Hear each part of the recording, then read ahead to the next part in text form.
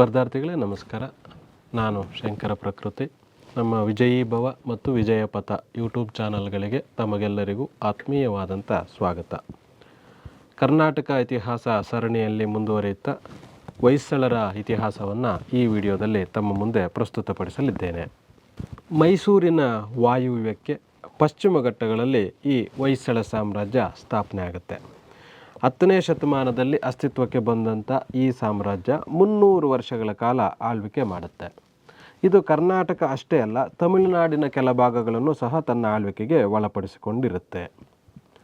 ಹೊಯ್ಸಳರು ಆಂಧ್ರದವರು, ತಮಿಳಿನವರು ಅಥವಾ ಹೊರಗಡೆಯವರು ಈ ಥರದ ಬೇರೆ ಬೇರೆ ವಾದಗಳಿದೆ. ಆದರೆ ಬಹುತೇಕರು ಒಪ್ಪಿರುವಂಥ ವಾದ ಹೊಯ್ಸಳರು ಮೂಲತಃ ಕನ್ನಡಿಗರು. ಇವರು ಪಶ್ಚಿಮ ಘಟ್ಟ ಇದರಲ್ಲಿ ವಾಸ ಆಗಿದ್ದಂಥವರು. ಚಿಕ್ಕಮಗಳೂರು ಜಿಲ್ಲೆಯ ಮೂಡಿಗೆರೆ ತಾಲೂಕಿನ ಸೊಸೆ ಊರು ಅಥವಾ ಶಶಾಕಪುರ ಅನ್ನೋಂಥದ್ದು ಇವರ ಮೂಲ ನೆಲೆ. ಅಲ್ಲಿ ಅಂಗಡಿ ಅಂತ ಈಗ ಕರೆಯಲಾಗುತ್ತೆ. ಆ ಭಾಗದಲ್ಲಿ ಇವರು ನೆಲೆ ನಿಂತಿದ್ದವರು. BL ರೈಸ್ ಕರ್ನಾಟಕದ ಶಾಸನಗಳ ಪಿತಾಮಹ ಅಂತ ಕರಿತೀವಿ. ಈ BL ರೈಸ್ರವರು ಹೊಯ್ಸಳಿಯ ಸಂತತಿಯ ಸ್ಥಾಪಕ ಸಳ ಅನ್ನೋಂಥದ್ದನ್ನ ಗುರುತಿಸಿದ್ದಾರೆ. ಇಲ್ಲೇನು ಕೇಳ್ಬೋದು, ಹೊಯ್ಸಳ ಸಂತತಿಯ ಸ್ಥಾಪಕ ಯಾರು, ಇವೆಲ್ಲ ಕೇಳಿ ಆಗಿದೆ. ನೆಕ್ಸ್ಟ್ ಏನು ಕೇಳ್ಬೋದು, ಸಳನೇ ಹೊಯ್ಸಳ ಸಂತತಿಯ ಸ್ಥಾಪಕ ಅಂತ ಅಥೆಂಟಿಕ್ಕಾಗಿ ಹೇಳ್ತಾ ಇರೋದು ಯಾರು ಅಂದರೆ BL ರೈಸ್. ಯಾಕೆಂದರೆ ಶಾಸನಗಳ ಆಧಾರವನ್ನಾಗಿ ಇಟ್ಕೊಂಡು. ಈ ಸಳ ಸೊಸೆ ಊರಿನ ಕುಲದೇವತೆ ವಾಸಂತಿಕಾ ದೇವಿ ಅಂತ ಒಂದು ದೇವಾಲಯ ಇದೆ. ಆ ದೇವಾಲಯ ಒಂದು ದರ್ಶನಕ್ಕೆ ಈ ಸಳ ಅನ್ನೋಂಥವನು ಆಗಾಗ ಹೋಗ್ತಾ ಇರ್ತಾನೆ. ಆ ದೇವಾಲಯದ ಅರ್ಚಕ ಜೈನ ಪಂಗಡಕ್ಕೆ ಸೇರಿದಂಥ ಸುದತ್ತಾಚಾರ್ಯ ಮುನಿ. ಒಮ್ಮೆ ಆ ಸುದತ್ತಾಚಾರ್ಯರು ಆ ದೇವಿಯ ಮುಂದೆ ಧ್ಯಾನಕ್ಕೆ ಕೂತಿರ್ತಾರೆ. ಆಗ ಅಲ್ಲಿ ಅದು ಕಾಡಾಗಿದ್ದರಿಂದ ಅಲ್ಲಿ ಒಂದು ಹುಲಿ ನುಗ್ಗತ್ತೆ. ಅಂಥ ಸಂದರ್ಭದಲ್ಲಿ ಸಳನು ಸಹ ಅಲ್ಲಿಗೆ ಬಂದಿರ್ತಾನೆ ಪ್ರಾರ್ಥನೆಗಾಗಿ. ಆ ಸಂದರ್ಭದಲ್ಲಿ ಒಂದು ದಂಡ ಅಂದರೆ ಒಂದು ಕೋಲನ್ನು, ಒಂದು ಆಯುಧವನ್ನು ಕೊಟ್ಟು ಸಳ ಆ ಹುಲಿಯನ್ನು ಹೊಡಿ, ಅದನ್ನು ಓಡಿಸು ಅನ್ನೋಂಥ ಮಾತನ್ನು ಹೇಳ್ತಾನೆ. ಅದೇ ಹೊಯ್ಸಳ ಅಂತ. ಅದು ಸಳ ಅನ್ನೋಂಥದ್ದನ್ನು ಒಂದು ಮೂಲ ಇದಕ್ಕೆ ಸಂಬಂಧಪಟ್ಟಂಥ ಇರುವಂಥ ಕಥೆಯಾಗಿದೆ. ಶಾಸನಗಳು ಸಹ ಇದಕ್ಕೆ ಬೆಂಬಲವನ್ನು ಸೂಚಿಸ್ತವೆ. ಹೌದು, ಈ ರೀತಿಯೇ ಹೊಯ್ಸಳ ಸಾಮ್ರಾಜ್ಯ ಉದಯಿಸ್ತು ಅಂತ. BL ರೈಸ್ ಅವರು ವಾದವನ್ನು ಹೊಯ್ಸಳರು ಹೊಂದಿದ್ದ ಮಲೆಪರೊಳ್ಗಂಡ, ಮಲೆವರ ಮಾರಿ, ತೊರವ ಮಾರಿ ಮುಂತಾದಂಥ ಬಿರುದುಗಳು, ಹೊಯ್ಸಳ ಗೌಂಡ, ಹೊಯ್ಸಳಾಚಾರ್ಯ ಅನ್ನೋಂಥ ಕನ್ನಡ ಪದಗಳು, ಇವೆಲ್ಲವುಗಳನ್ನು ಆಧರಿಸಿ ಇವರು ಕನ್ನಡಿಗರು, ಈ ಕಥೆ ಸರಿ ಅನ್ನೋಂಥದ್ದನ್ನು ನಿರೂಪಿಸ್ತವೆ. ಇದುವರೆಗೆ ನಾವು ಹೊಯ್ಸಳರ ಸಾಮ್ರಾಜ್ಯ ಸ್ಥಾಪನೆಯ ಬಗ್ಗೆ ತಿಳ್ಕೊಂಡ್ವಿ. ಈಗ ಅವರ ರಾಜಕೀಯ ಇತಿಹಾಸ ಅಂದರೆ ಯಾವ ರಾಜರು ಏನೇನೆಲ್ಲ ಆಳ್ವಿಕೆ ಮಾಡಿದ್ದಾರೆ ಅನ್ನೋದನ್ನ ತಿಳ್ಕೊಳ್ಳೋಣ. ಸಳ 948ರಿಂದ 1006 ತನಕ ಆಳ್ವಿಕೆ ಮಾಡ್ತಾನೆ. ಈತ ಹೊಯ್ಸಳ ಸಂತತಿಯ ಸ್ಥಾಪಕ. ಸೊಸೆ ಊರು ಅಥವಾ ಶಶಾಕಪುರ ಈತನ ರಾಜಧಾನಿಯಾಗಿತ್ತು. ಚೋಳರು ಮತ್ತು ಕಲ್ಯಾಣ ಚಾಲುಕ್ಯರ ನಡುವೆ ಗಂಗವಾಡಿಯ ಸಾರ್ವಭೌಮತ್ವಕ್ಕಾಗಿ ತಲಕಾಡಿನ ಗಂಗರು ಈಗಾಗಲೇ ವೀಕ್ ಆಗಿರ್ತಾರೆ. ಅಂಥ ಸಂದರ್ಭದಲ್ಲಿ ಚೋಳರು ಮತ್ತು ಕಲ್ಯಾಣ ಚಾಲುಕ್ಯರ ನಡುವೆ ಸಂಘರ್ಷ ನಡೀತಾ ಇರುತ್ತೆ ಈ ತಲಕಾಡು ಪ್ರದೇಶವನ್ನು ವಶಪಡಿಸ್ಕೊಳ್ಳಿಕ್ಕೆ.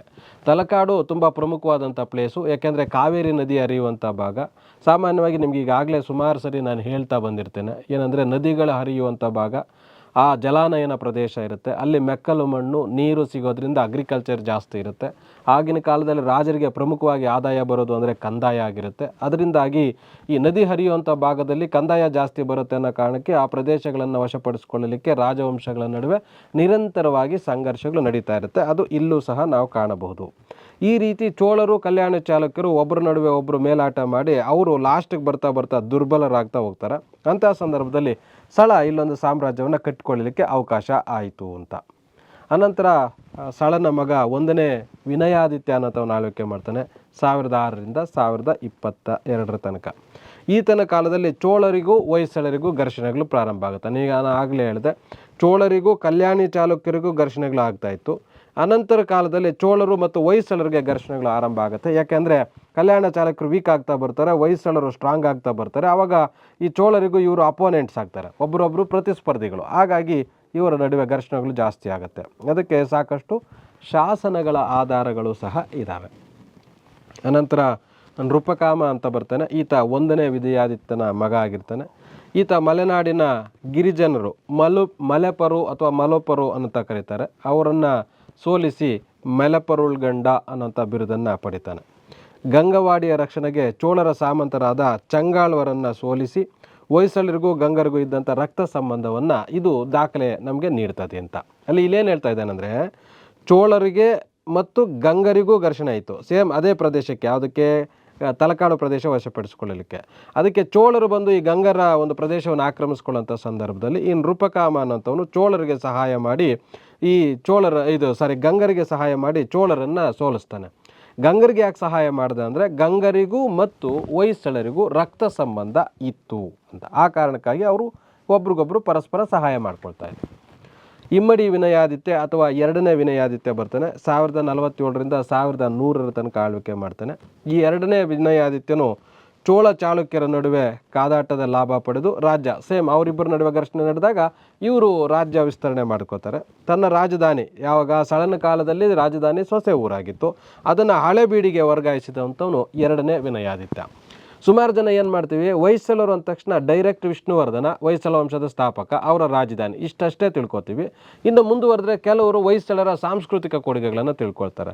ಆದರೆ ಈ ಥರದ್ದು ಈಗಾಗಲೇ ಅವುಗಳ ಬಗ್ಗೆ ಹೆಚ್ಚು ಪ್ರಶ್ನೆಗಳು ಅಲ್ಲಲ್ಲಿ ಕೇಳಿ ಆಗಿದೆ. ಅದಕ್ಕೆ ಈ ಕಡೆ ಯಾರು ಸೊಸೆ ಊರಿನಿಂದ ಹಳೆಬೀಡಿಗೆ ರಾಜಧಾನಿ ವರ್ಗಾಯಿಸಿದವ್ರು ಯಾರು, ಅಥವಾ ಹಳೆಬೀಡು ಬೇಲೂರು ಎರಡನ್ನೂ ರಾಜಧಾನಿಯಾಗಿ ಹೊಂದಿದ್ದವ್ರು ಯಾರು, ಈ ಥರದ ಬೇರೆ ಪ್ರಶ್ನೆಗಳನ್ನು ಕೇಳುವಂಥ ಸಾಧ್ಯತೆ ಇರುತ್ತೆ. ಅಲ್ಲಿ ಹಳೆಬೀಡಿನ ಹತ್ರ ದ್ವಾರಾವತಿಪುರ ಅನ್ನೋಂಥದ್ದನ್ನು ನಿರ್ಮಿಸ್ತಾನೆ. ವಿನಯಾದಿತ್ಯ ಕಲ್ಯಾಣಿ ಚಾಲುಕ್ಯರ ಸಾಮಂತನಾಗಿರ್ತಾನೆ. ಕಲ್ಯಾಣಿ ಚಾಲುಕ್ಯರೊಂದಿಗೆ ವೈವಾಹಿಕ ಸಂಬಂಧ ಏರ್ಪಡುತ್ತೆ. ಅಲ್ಲಿಗೇನಾಯಿತು, ಗಂಗರಿಗೂ ವೈವಾಹಿಕ ಸಂಬಂಧ ಇತ್ತು ಹೊಯ್ಸಳರ ಜೊತೆ. ಈಗೇನಾಯಿತು, ಕಲ್ಯಾಣಿ ಚಾಲುಕ್ಯರ ನಡುವೆನೂ ವೈವಾಹಿಕ ಸಂಬಂಧ ಬೆಳೀತು. ಯಾಕೆ ಅಂದರೆ ಈಗ ಅವರು ಕಲ್ಯಾಣಿ ಚಾಲುಕ್ಯರು ವೀಕ್ ಆಗ್ತಾ ಇದ್ದಾರೆ. ಸ್ಟ್ರಾಂಗ್ ಆಗಬೇಕಂದ್ರೆ ಆವಾಗ ಸ್ಟ್ರಾಂಗ್ ಆಗ್ತಾ ಇರುವಂಥ ಹೊಯ್ಸಳರ ಜೊತೆ ಮದುವೆ ವೈವಾಹಿಕ ಸಂಬಂಧ ಮಾಡ್ಕೊಂಡಿದ್ದೆ ಆದರೆ ಇವರಿಬ್ಬರು ಒಂದಾಗಿದ್ದಾದರೆ ಚೋಳರನ್ನು ಸೋಲ್ಸೋಕ್ಕಾಗುತ್ತೆ. ಬರೀ ಹೊಯ್ಸಳರೇ ಚೋಳರನ್ನು ಸೋಲಿಸುವಷ್ಟು ಸಾಮರ್ಥ್ಯ ಕಡಿಮೆ ಇರುತ್ತೆ. ಅದೇ ರೀತಿ ಬರೀ ಕಲ್ಯಾಣಿ ಚಾಲುಕ್ಯರಿಗೆ ಹೊಯ್ಸಳರನ್ನು ಚೋಳರನ್ನು ಸೋಲಿಸುವಂಥ ಸಾಮರ್ಥ್ಯ ಕಡಿಮೆ ಆಗುತ್ತೆ. ಹಾಗಾಗಿ ಇವರಿಬ್ಬರ ನಡುವೆ ವೈವಾಹಿಕ ಸಂಬಂಧ ಉಂಟಾಗುತ್ತೆ. ಚಾಲುಕ್ಯ ಚಕ್ರವರ್ತಿ ಎರಡನೇ ಸೋಮೇಶ್ವರನ ರಾಣಿ ಹೊಯ್ಸಳ ಮಹಾದೇವಿ ವಿನಯಾದಿತ್ಯನ ಸಹೋದರಿ. ಅಂದರೆ ಕಲ್ಯಾಣಿ ಚಾಲುಕ್ಯರ ನಡುವೆ ವೈವಾಹಿಕ ಸಂಬಂಧ ಇತ್ತು ಅಂತ ಹೇಳಿದ್ವಲ್ಲ, ಯಾವ ರೀತಿ ಇತ್ತು ಅಂದರೆ ಎರಡನೇ ಸೋಮೇಶ್ವರ ಅನ್ನೋಂಥವನು ಕಲ್ಯಾಣಿ ಚಾಲುಕ್ಯರ ರಾಜ, ಆತನ ಪತ್ನಿ ರಾಣಿ ಹೊಯ್ಸಳ ಮಹಾದೇವಿ ಅಂತ. ಈಕೆ ಈ ಹೊಯ್ಸಳರ ಒಂದು ರಾಜಕುಮಾರಿ ಆಗಿದ್ಲು, ವಿನಯಾದಿತ್ಯನ ಸಹೋದರಿ ಆಗಿದ್ಲು. ಹೀಗೆ ಅವ್ರ ಜೊತೆ ವೈವಾಹಿಕ ಸಂಬಂಧ ಇತ್ತು. ಅದೇ ರೀತಿ ಗಂಗವಾಡಿಗಾಗಿ ಚೋಳ ಮತ್ತು ಚಾಲುಕ್ಯರ ನಡುವೆ ಯುದ್ಧವಾದಾಗ ವಿನಯಾದಿತ್ಯ ಚಾಲುಕ್ಯರನ್ನು ಬೆಂಬಲಿಸಿದನು. ಸೇಮ್ ಗಂಗವಾಡಿ ಅಂದರೆ ಗಂಗರ ಪ್ರದೇಶ, ಅದಕ್ಕೋಸ್ಕರ ಚೋಳ ಮತ್ತು ಚಾಲುಕ್ಯರ ನಡುವೆ ಸಂಘರ್ಷ ನಡೆದಾಗ ಈತ ಚೋಳರನ್ನು ಸೋಲಿಸೋದಕ್ಕೆ ಗಂಗರಿಗೆ ಸಹಾಯ ಮಾಡ್ತಾನೆ. ನಂತರ ಇಲ್ಲಿ ಚಾಲುಕ್ಯರಿಗೆ ಸಹಾಯ ಮಾಡ್ತಾನೆ. ಇದು ನೀವು ನೆನ್ಪಿಟ್ಕೋಬೇಕಿಲ್ಲ. ಇಲ್ಲಿ ಮೇಯ್ನ್ ಕಾನ್ಫ್ಲಿಕ್ಟ್ ಏನು ನಡೀತಾ ಇದೆ ಅಂದರೆ ಇದು ವೆರಿ ಕಾನ್ಫ್ಲಿಕ್ಟ್ ಏರಿಯಾ. ಇಲ್ಲಿ ಈ ಭಾಗದಲ್ಲಿ ಕ್ವಶನ್ಸ್ ಜಾಸ್ತಿ ಕೇಳ್ತಾರೆ. ಇದುವರೆಗೆ ಈ ಏರಿಯಾ ನೆಗ್ಲೆಕ್ಟ್ ಆಗಿತ್ತು, ಇನ್ನು ಮುಂದೆ ಕೇಳುವಂಥ ಸಾಧ್ಯತೆ ಇರುತ್ತೆ. ಇಲ್ಲಿ ಏನಾಗುತ್ತೆ ಅಂದರೆ ಈ ಗಂಗವಾಡಿ ಅಥವಾ ತಲಕಾಡು ಪ್ರದೇಶ ಅಥವಾ ಕಾವೇರಿ ನದಿ ಹರಿಯುವಂಥ ಪ್ರದೇಶಕ್ಕಾಗಿ ಪ್ರಮುಖವಾಗಿ ಚೋಳರ ನಡುವೆ, ಗಂಗರ ನಡುವೆ, ಕಲ್ಯಾಣಿ ಚಾಲುಕ್ಯರ ನಡುವೆ ಇಷ್ಟು ಜನರ ನಡುವೆ ಇಲ್ಲಿ ಘರ್ಷಣೆಗಳು ನಡೀತಾ ಇರುತ್ತೆ. ಅನಂತರ ಬೆಳೆದಾದ್ಮೇಲೆ ಚೋಳರು ಮತ್ತು ಗಂಗರು ನಾಶ ಆಗ್ತಾರೆ, ಕಲ್ಯಾಣಿ ಚಾಲುಕ್ಯರು ನಾಶ ಆಗ್ತಾರೆ, ಹೊಯ್ಸಳರು ಮಾತ್ರ ಉಳ್ಕೋತಾರೆ. ಅನಂತರ ಹೊಯ್ಸಳ, ಚೋಳ, ಸೆವಣರು ಇವರ ನಡುವೆ ಸಂಘರ್ಷಗಳು ಶುರುವಾಗ್ತಾ ಹೋಗ್ತದೆ. ಈ ಟೈಮಲ್ಲಿ, ಈ ಪೀರಿಯಡಲ್ಲಿ ಈ ಥರದ ಸಂಘರ್ಷಗಳು ಜಾಸ್ತಿ. ಅದಕ್ಕೆ ಇಲ್ಲಿ ಮುಂದೆ ಸೆನ್ಸಿಟಿವ್ ಅನ್ನೋಂಥ ನನಗನ್ನಿಸೋಂಥದ್ದು ಈ ಏರಿಯಾದಲ್ಲಿ ಕ್ವಶನ್ಸ್ ಕೇಳೋದಕ್ಕೆ ಪಾಸಿಬಿಲಿಟೀಸ್, ಅವಕಾಶಗಳು ಭಾಳ ಇದೆ. ವಿನಯಾದಿತ್ಯ ಮಗನು ಎರೆಯಂಗನು ಕಲ್ಯಾಣ ಚಾಲುಕ್ಯರ 6ನೇ ವಿಕ್ರಮಾದಿತ್ಯನ ಸಾಮಂತನಾಗಿ ಅವನ ಬಲಭುಜದಂತೆ ಇದ್ದನು ಅಂತ. ವಿನಯಾದಿತ್ಯನ ಮಗ, ಇದನ್ನು ನೋಡ್ಕೋಬೇಕು ನೀವು. ಎರೆಯಂಗ ಯಾರಿಗೆ ಸಪೋರ್ಟ್ ಮಾಡ್ತಾ ಇದ್ದ? 6ನೇ ವಿಕ್ರಮಾದಿತ್ಯನಿಗೆ. ವಿಕ್ರಮಾದಿತ್ಯನ ಉತ್ತರ ಭಾರತ ದಂಡಯಾತ್ರೆ ಮಾಡ್ತಾನಲ್ಲ, ಆ ಸಂದರ್ಭದಲ್ಲಿ ಈ ಎರೆಯಂಗ ಅನ್ನೋಂಥವನು ಆತನ ಜೊತೆಯಲ್ಲಿ ಹೋಗಿರ್ತಾನೆ. ದಾರ, ಚಿತ್ರಕೂಟ, ಕಳಿಂಗ, ಮಾಳ್ವ ರಾಜ್ಯಗಳನ್ನು ಗೆದ್ದುಕೊಳ್ಳೋಂಥ ಸಂದರ್ಭದಲ್ಲಿ ಎರೆಯಂಗ 6ನೇ ವಿಕ್ರಮಾದಿತ್ಯನಿಗೆ ಸಹಕರಿಸಿರ್ತಾನೆ. ವಿನಯಾದಿತ್ಯ ಜೈನನಾಗಿರ್ತಾನೆ. ಅವನ ರಾಣಿ ಕಳೆಯಬ್ಬರಸಿ ಸಹ ಜೈನಳಾಗಿರ್ತಾಳೆ. ಜೈನ ಮುನಿಗಳಿಗೆ ವಿಶೇಷ ಪ್ರೋತ್ಸಾಹವನ್ನು ಇವರು ಕೊಡ್ತಾರೆ. ನಾವು ಸಾಮಾನ್ಯವಾಗಿ ಗಂಗರು ಹೆಚ್ಚಿಗೆ ಜೈನ ಧರ್ಮವನ್ನು ಪೋಷಣೆ ಮಾಡಿದ್ರು ಅಂತ ತಿಳ್ಕೊಂಡಿದ್ವಿ. ಹಾಗೆ ಕಂಪೇರ್ ಮಾಡಿದ್ರೆ ಹೊಯ್ಸಳರಲ್ಲೂ ಸಹ ಜೈನ ಧರ್ಮವನ್ನು ಪೋಷಣೆ ಮಾಡಿದಂಥವರು ಜಾಸ್ತಿ ಇದ್ದಾರೆ. ಅದನ್ನು ತಾವು ಗಮನದಲ್ಲಿ ಇಟ್ಕೋಬೇಕು. ಅದರಲ್ಲಿ ಮೊದಲಿಗೆ ಒಬ್ಬ ಸಿಗ್ತಾನೆ, ವಿನಯಾದಿತ್ಯ ಜೈನ ಧರ್ಮದ ಅನುಯಾಯಿ. ಶ್ರವಣಬೆಳಗೊಳದ ಚಿಕ್ಕ ಹನಸೋಗ, ಸೊಸೆ ಊರುಗಳಲ್ಲಿ ಬಸದಿಗಳನ್ನು ನಿರ್ಮಿಸ್ತಾರೆ. ಬಸದಿ ಅಂತಂದರೆ ಜೈನರ ಪ್ರಾರ್ಥನಾ ಕೇಂದ್ರ. ಬೌದ್ಧರದಾದರೆ ನಾವೇನು ಕರಿತೀವಿ, ಸ್ತೂಪಗಳು ಅಂತ ಕರಿತೀವಿ. ಜೈನರದಾದರೆ ಬಸದಿಗಳು ಅಂತ ಕರಿತೀವಿ. ಬಳ್ಳಿಗಾವೆಯ ಕೇದಾರೇಶ್ವರ ದೇವಾಲಯವನ್ನು ಇವರು ನಿರ್ಮಿಸ್ತಾರೆ. ಶಾಂತಿದೇವ ಎಂಬ ಜೈನ ಮುನಿ ವಿನಯಾದಿತ್ಯನಿಗೆ ಗುರುವಾಗಿ ಇರ್ತಾನೆ. 1ನೇ ಬಲ್ಲಾಳ 1100ರಿಂದ 1108 ತನಕ ಆಳ್ವಿಕೆ ಮಾಡ್ತಾನೆ. ವಿನಯಾದಿತ್ಯನ ಮೊಮ್ಮಗನು ಹಾಗೂ ಎರೆಯಂಗನ ಹಿರಿಯ ಮಗನಾದ 1ನೇ ಬಲ್ಲಾಳ ರಾಜ ಆಗಿರ್ತಾನೆ. ಅಂದರೆ ಇವ್ರು ಯಾರು ಅಂತ, 1ನೇ ಬಲ್ಲಾಳ ಯಾರು ಅಂದರೆ ಎರೆಯಂಗನ ಮಗ, ಹಿರಿಯ ಮಗ. ಚಂಗಾಳ್ವರನ್ನು, ಕೊಂಗಾಳ್ವರನ್ನು, ಉಚ್ಚಂಗಿಯ ಪಾಂಡ್ಯರನ್ನು, ನೊಳಂಬರನ್ನು ಸೋಲಿಸಿ ದ್ವಾರಾ ಸಮುದ್ರವನ್ನು ರಾಜಧಾನಿಯನ್ನಾಗಿ ಈತ ಮಾಡ್ಕೊಳ್ತಾನೆ. ಈಗ ಇದಕ್ಕಿಂತ ಮುಂಚೆನೇ ಏನು ಹಳೇಬೀಡು ರಾಜಧಾನಿ ಆಗಿತ್ತು, ಅದೇ ದ್ವಾರಾ ಸಮುದ್ರ ಅಥವಾ ದ್ವಾರ ಸಮುದ್ರ ಅಂತ ಕರೀತಾರೆ. ಅದನ್ನೇ ರಾಜಧಾನಿಯನ್ನಾಗಿ 1ನೇ ಬಲ್ಲಾಳನು ಸಹ ಇಟ್ಕೊಂಡಿರ್ತಾನೆ. ಅವ್ರನ್ನ ಇಟ್ಕೊಂಡು ಈ ಚಂಗಾಳ್ವ, ಕೊಂಗಾಳ್ವ, ಉಚ್ಚಂಗಿಯ ಪಾಂಡ್ಯರನ್ನು ಸೋಲಿಸ್ತಾನೆ ಅಂತ. ನೊಳಂಬರು ಸಹ ಅವರನ್ನು ಸಹ ಸೋಲಿಸಿರ್ತಾನೆ. ಬಲ್ಲಾಳನು ನೋಡಿ, ಇಲ್ಲೂ ನೋಡಬೇಕು ನೀವು, ಬಲ್ಲಾಳನೂ ಸಹ ಕಲ್ಯಾಣಿ ಚಾಲುಕ್ಯರ ಅಂದರೆ ಸಳನಿಂದ ಹಿಡಿದು ಬಲ್ಲಾಳನ ತನಕನೂ, ಇನ್ನು ಮುಂದೆ ವಿಷ್ಣುವರ್ಧನನ ತನಕನೂ ಇವರು ಕಲ್ಯಾಣಿ ಚಾಲುಕ್ಯರ ಸಾಮಂತರಾಗೇ ಇರ್ತಾರೆ. ಚಾಳುಕ್ಯ ವಿಕ್ರಮ ಶಕೆಯಲ್ಲಿ ಕಾಲಗಣನೆ ಅವ್ರದ್ದೇ ಮೆನ್ಷನ್ ಮಾಡ್ತಾರೆ. ಈಗ ಹೊಯ್ಸಳರದು ಬಲ್ಲಾಳ ಶಕೆ ಅಂತ ಬರುತ್ತೆ, ಅದನ್ನು ಮೆನ್ಷನ್ ಮಾಡೋದಿಲ್ಲ ಇವರು ಶಾಸನಗಳಲ್ಲಿ ಬಹುತೇಕ. ಎಲ್ಲಿ ವಿಷ್ಣುವರ್ಧನನ ಹಿಂದೆ ಎಲ್ಲವೂ ಸಹ ಚಾಳುಕ್ಯರ ಸಾಮಂತರ ಏನು 1056 ಅಂತ ಬರುತ್ತಲ್ಲ ಶಕೆ, ಅದನ್ನೇ ಇವರ ಶಾಸನಗಳಲ್ಲಿ ಮೆನ್ಷನ್ ಮಾಡ್ತಾರೆ. ಅದರ ಅರ್ಥ ಅವರ ಸಾಮಂತರ ಇವರು ಆಗಿದ್ರು ಅನ್ನೋಂಥದ್ದಕ್ಕೆ ಅದು ನಿದರ್ಶನ. ಬಲ್ಲಾಳನ ಅನಾರೋಗ್ಯಕ್ಕೆ ತುತ್ತಾಗಿ ಮರಣ ಹೊಂದ್ತಾನೆ. ಅವನ ಸೋದರನಾದಂಥ ಬಿಟ್ಟಿದೇವ ಅನ್ನೋಂಥವನು ಅಧಿಕಾರಕ್ಕೆ ಬರ್ತಾನೆ. ವಿಷ್ಣುವರ್ಧನ 1108ರಿಂದ 1152 ತನಕ ಆಡಳಿತ ಮಾಡ್ತಾನೆ. ಈತ ಹೊಯ್ಸಳರ ದೊರೆಗಳಲ್ಲೇ ಅತಿ ಶ್ರೇಷ್ಠ. ಆದರೆ ಈತ ಸಾಮಂತನಾಗೇ ಇರ್ತಾನೆ 6ನೇ ವಿಕ್ರಮಾದಿತ್ಯ ತೀರಿಕೊಳ್ಳೋವರೆಗೆ. ಅದನ್ನು ಗಮನದಲ್ಲಿ ಇಟ್ಕೋಬೇಕು. ನಾವೇನು ಮಾಡ್ತೀವಿ, ಹೊಯ್ಸಳರಲ್ಲಿ ಅತಿ ಶ್ರೇಷ್ಠ ರಾಜ ಅಂತ ಅಂದ್ಬಿಟ್ಟು ಈತ ಸಾಮಂತ ಆಗಿರಲ್ವೇನೋ ಅಂತ ಅಂದ್ಕೋತೀವಿ, ಸ್ವತಂತ್ರ ರಾಜ ಆಗಿದ್ದ ಅಂತ ಅಂದ್ಕೋತೀವಿ. ಹಾಗೇನಾಗಿರಲಿಲ್ಲ. ವಿಷ್ಣುವರ್ಧನ 6ನೇ ವಿಕ್ರಮಾದಿತ್ಯ ತೀರಿಕೊಳ್ಳುವ ತನಕ ಅವರ ಸಾಮಂತನಾಗೇ ಇದ್ದ. 35 ವರ್ಷಗಳ ಕಾಲ ಈತ ಆಳ್ವಿಕೆ ಮಾಡ್ತಾನೆ. ಈ ಅಧಿಕಾರಕ್ಕೆ ಬಂದು ಭದ್ರ ಬುನಾದಿಯನ್ನಾಗ್ತಾನೆ. ಪಿತ್ರಾರ್ಜಿತವಾಗಿ ಬಂದಿದ್ದಂಥ ಸಣ್ಣ ರಾಜ್ಯವನ್ನು ವಿಸ್ತರಿಸುವಂಥದ್ದಕ್ಕೆ ಈತ ಕ್ರಮ ಕೈಗೊಳ್ತಾನೆ. ವಿಷ್ಣುವರ್ಧನ ರಾಜನಾಗುವ ಮುನ್ನ ಅಣ್ಣ ಬಲ್ಲಾಳನ ಕಾಲದಲ್ಲಿ ಶ್ರೀರಂಗಪಟ್ಟಣ ತಾಲೂಕಿನ ಬೆಳಗೊಳ ಪ್ರಾಂತ್ಯದ ರಾಜ್ಯಪಾಲನಾಗಿರ್ತಾನೆ. ಅಂದರೆ ಹೊಯ್ಸಳರಿಗೆ ಅದಕ್ಕೆ ನಾನು ಹೇಳಿದ್ದು, ಎಲ್ಲಿಗೆ ಹೊಯ್ಸಳರು ಮತ್ತು ಚಾಳುಕ್ಯರು ಒಗ್ಗೂಡಿಕೊಂಡು ಚೋಳರನ್ನು ಸೋಲಿಸುವಂಥ ಕೆಲಸ ಮಾಡ್ತಾಯಿದ್ರು ಅಂತ. ಯಾಕೆಂದರೆ ಈ 3 ಜನಕ್ಕೆ ಬೇಕಾಗಿದ್ದಂಥ ಪ್ಲೇಸ್ ಅದು. ಮೈಸೂರು ಬಿಟ್ಟರೆ ನೆಕ್ಸ್ಟ್ ತಲಕಾಡೆ ಸಿಗುವಂಥದ್ದು. ಈ ವಿಷ್ಣುವರ್ಧನ ಈಗಾಗಲೇ ಶ್ರೀರಂಗಪಟ್ಟಣ ಪ್ರದೇಶದಲ್ಲಿ ಪ್ರಾಂತ್ಯಾಧಿಕಾರಿ ಆಗಿದ್ದರಿಂದ ಈತನಿಗೆ ಈಗಾಗಲೇ ಅನುಭವ ಇತ್ತು. ಮತ್ತು ಚೋಳರ ಆ್ಯಕ್ಟಿವಿಟೀಸ್ ಬಗ್ಗೆ, ತಲಕಾಡನ್ನು ಆಕ್ರಮಿಸ್ಕೊಳ್ಳೋದಕ್ಕೆ ಅವರು ಮಾಡ್ತಾ ಇರುವಂಥ ಎಲ್ಲ ಚಲನವಲನಗಳ ಬಗ್ಗೆ ಈತನಿಗೆ ಒಂದು ಐಡಿಯಾ ಇತ್ತು. ಅದರಿಂದಾಗೆ ಮುಂದೆ ಈತ ಚೋಳರನ್ನು ಸೋಲಿಸೋದಕ್ಕೆ ಅನುಕೂಲ ಆಗುತ್ತೆ. ಮುಂದೆ ಈತನು ಚೋಳರನ್ನು ಸೋಲಿಸ್ತಾನೆ. ವಿಷ್ಣುವರ್ಧನ ಸಾಧನೆಗಳು 2 ರೀತಿಯಲ್ಲಿ ತಿಳ್ಕೊತೀವಿ. ಒಂದು ಸೈನಿಕ, ಇನ್ನೊಂದು ಸಾಂಸ್ಕೃತಿಕ. 2 ಸಾಧನೆಗಳು. ಏನೇನು ಮಾಡ್ದ? ಚೋಳರ ದಮನ. ಏಕೆಂದರೆ ಪ್ರಥಮ ಶತ್ರುಗಳು ಅವರೇನೆ. ರಾಜೇಂದ್ರ ಮತ್ತು 1ನೇ ಕುಲೋತ್ತುಂಗ ಚೋಳರು ಗಂಗವಾಡಿಯನ್ನು ಆಳ್ವಿಕೆ ಮಾಡ್ತಾ ಇರ್ತಾರೆ, ತಲಕಾಡು ಪ್ರದೇಶವನ್ನು. ವಿಷ್ಣುವರ್ಧನ ತಲಕಾಡನ್ನು ಆಕ್ರಮಿಸಲು ತನ್ನ ಸೇನಾನಿ ಗಂಗರಾಜನನ್ನು ಕಳಿಸ್ತಾನೆ. 1114ರಲ್ಲಿ ನಡೆದಂಥ ಯುದ್ಧದಲ್ಲಿ ಚೋಳರ ಸೈನ್ಯ ಸೋತು ಓಡಿ ಹೋಗುತ್ತೆ. ಅಲ್ಲಿಗೆ ಫಸ್ಟ್ ಟೈಮ್ ಎಲ್ಲಿ ಗಂಗರ ನಂತರ ಚೋಳರ ಒಂದು ಇದಕ್ಕೆ ಹೋಗಿದ್ದಂಥ ಗಂಗವಾಡಿ ಪ್ರದೇಶವನ್ನು ವಿಷ್ಣುವರ್ಧನ ವಶಪಡಿಸಿಕೊಳ್ತಾನೆ. ಚೋಳರು ವಿಷ್ಣುವರ್ಧನನಿಂದ ಮತ್ತೊಮ್ಮೆ ಓಡೋಗ್ತಾ ಇದ್ರಲ್ಲ, ಅವರು ನಂಗಲಿ ಅಂತ ಬರುತ್ತೆ, ಕೋಲಾರ ಜಿಲ್ಲೆಯ ಆಂಧ್ರ ಬಾರ್ಡರ್ ಇದು. ಆ ಪ್ರದೇಶದಲ್ಲಿ ಕೊಂಗು ನಾಡಿನಲ್ಲಿ ಪುನಃ ಅಟ್ಟಿಸಿಕೊಂಡು ಹೋಗಿ ಅವರ ಚೋಳರನ್ನು ಸೋಲಿಸ್ತಾನೆ. ವಿಷ್ಣುವರ್ಧನ ಅದನ್ನು ಸೋಲಿಸಿದ್ದಾದ ನಂತರ ತಲಕಾಡುಗೊಂಡ ಅಂದರೆ ತಲಕಾಡು ಗೆದ್ದುಕೊಂಡ, ತಲಕಾಡು ಪಡೆದುಕೊಂಡ ಅನ್ನೋಂಥ ಬಿರುದನ್ನು ಇಲ್ಲಿ ಗಳಿಸ್ತಾನೆ ಚೋಳರನ್ನು ಸೋಲಿಸಿ. ಕೋಲಾರಕ್ಕೆ ನುಗ್ಗಿ ಅಲ್ಲಿ ಚೋಳರನ್ನ ಕಂಚಿಯವರೆಗೆ ಬೆನ್ನಟ್ಟಿಕೊಂಡು ಹೋಗಿ ಕಂಚಿಗೊಂಡ ಅಂತ ಬಿರುದನ್ನು ಪಡೀತಾರೆ. ಕೋಲಾರ ಭಾಗದಲ್ಲಿ ಮತ್ತು ತಲಕಾಡು ಭಾಗದಲ್ಲಿ ಇವೆರಡೂ ಪ್ರದೇಶಗಳಲ್ಲಿ ಚೋಳರ ಅಡ್ಮಿನಿಸ್ಟ್ರೇಷನ್ ಇರುತ್ತೆ. ಈತ ಅವೆರಡೂ ಪ್ಲೇಸ್ಗಳಿಂದ ಆ ಚೋಳರನ್ನು ಹೊರದೂಡ್ತಾನೆ.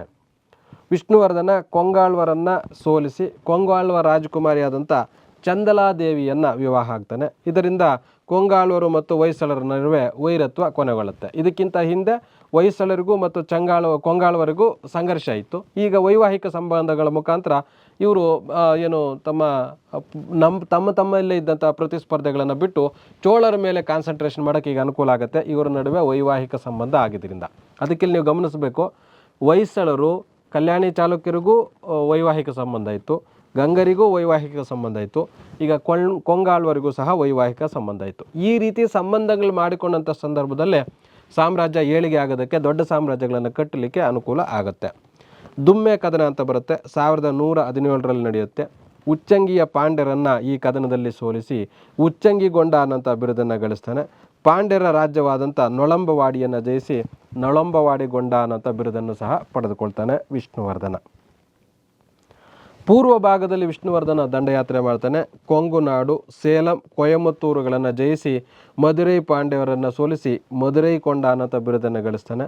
ರಾಮೇಶ್ವರಂವರೆಗೂ ದಿಗ್ವಿಜಯ ಕೈಗೊಂಡು ಅಲ್ಲಿ ಜನನಾಥ್ಪುರ ಒಂದು ಶಾಸನ ಹಾಕ್ಸಿರ್ತಾರೆ. ಅದರ ಪ್ರಕಾರ ಈ ಪೂರ್ವ ಭಾಗದಲ್ಲಿ ಮಧುರೈಯನ್ನು ಗೆದ್ದುಕೊಳ್ತಾನೆ ಅನ್ನೋಂಥ ಮಾಹಿತಿ ಈ ಶಾಸನದಲ್ಲಿ ಸಿಗತ್ತೆ.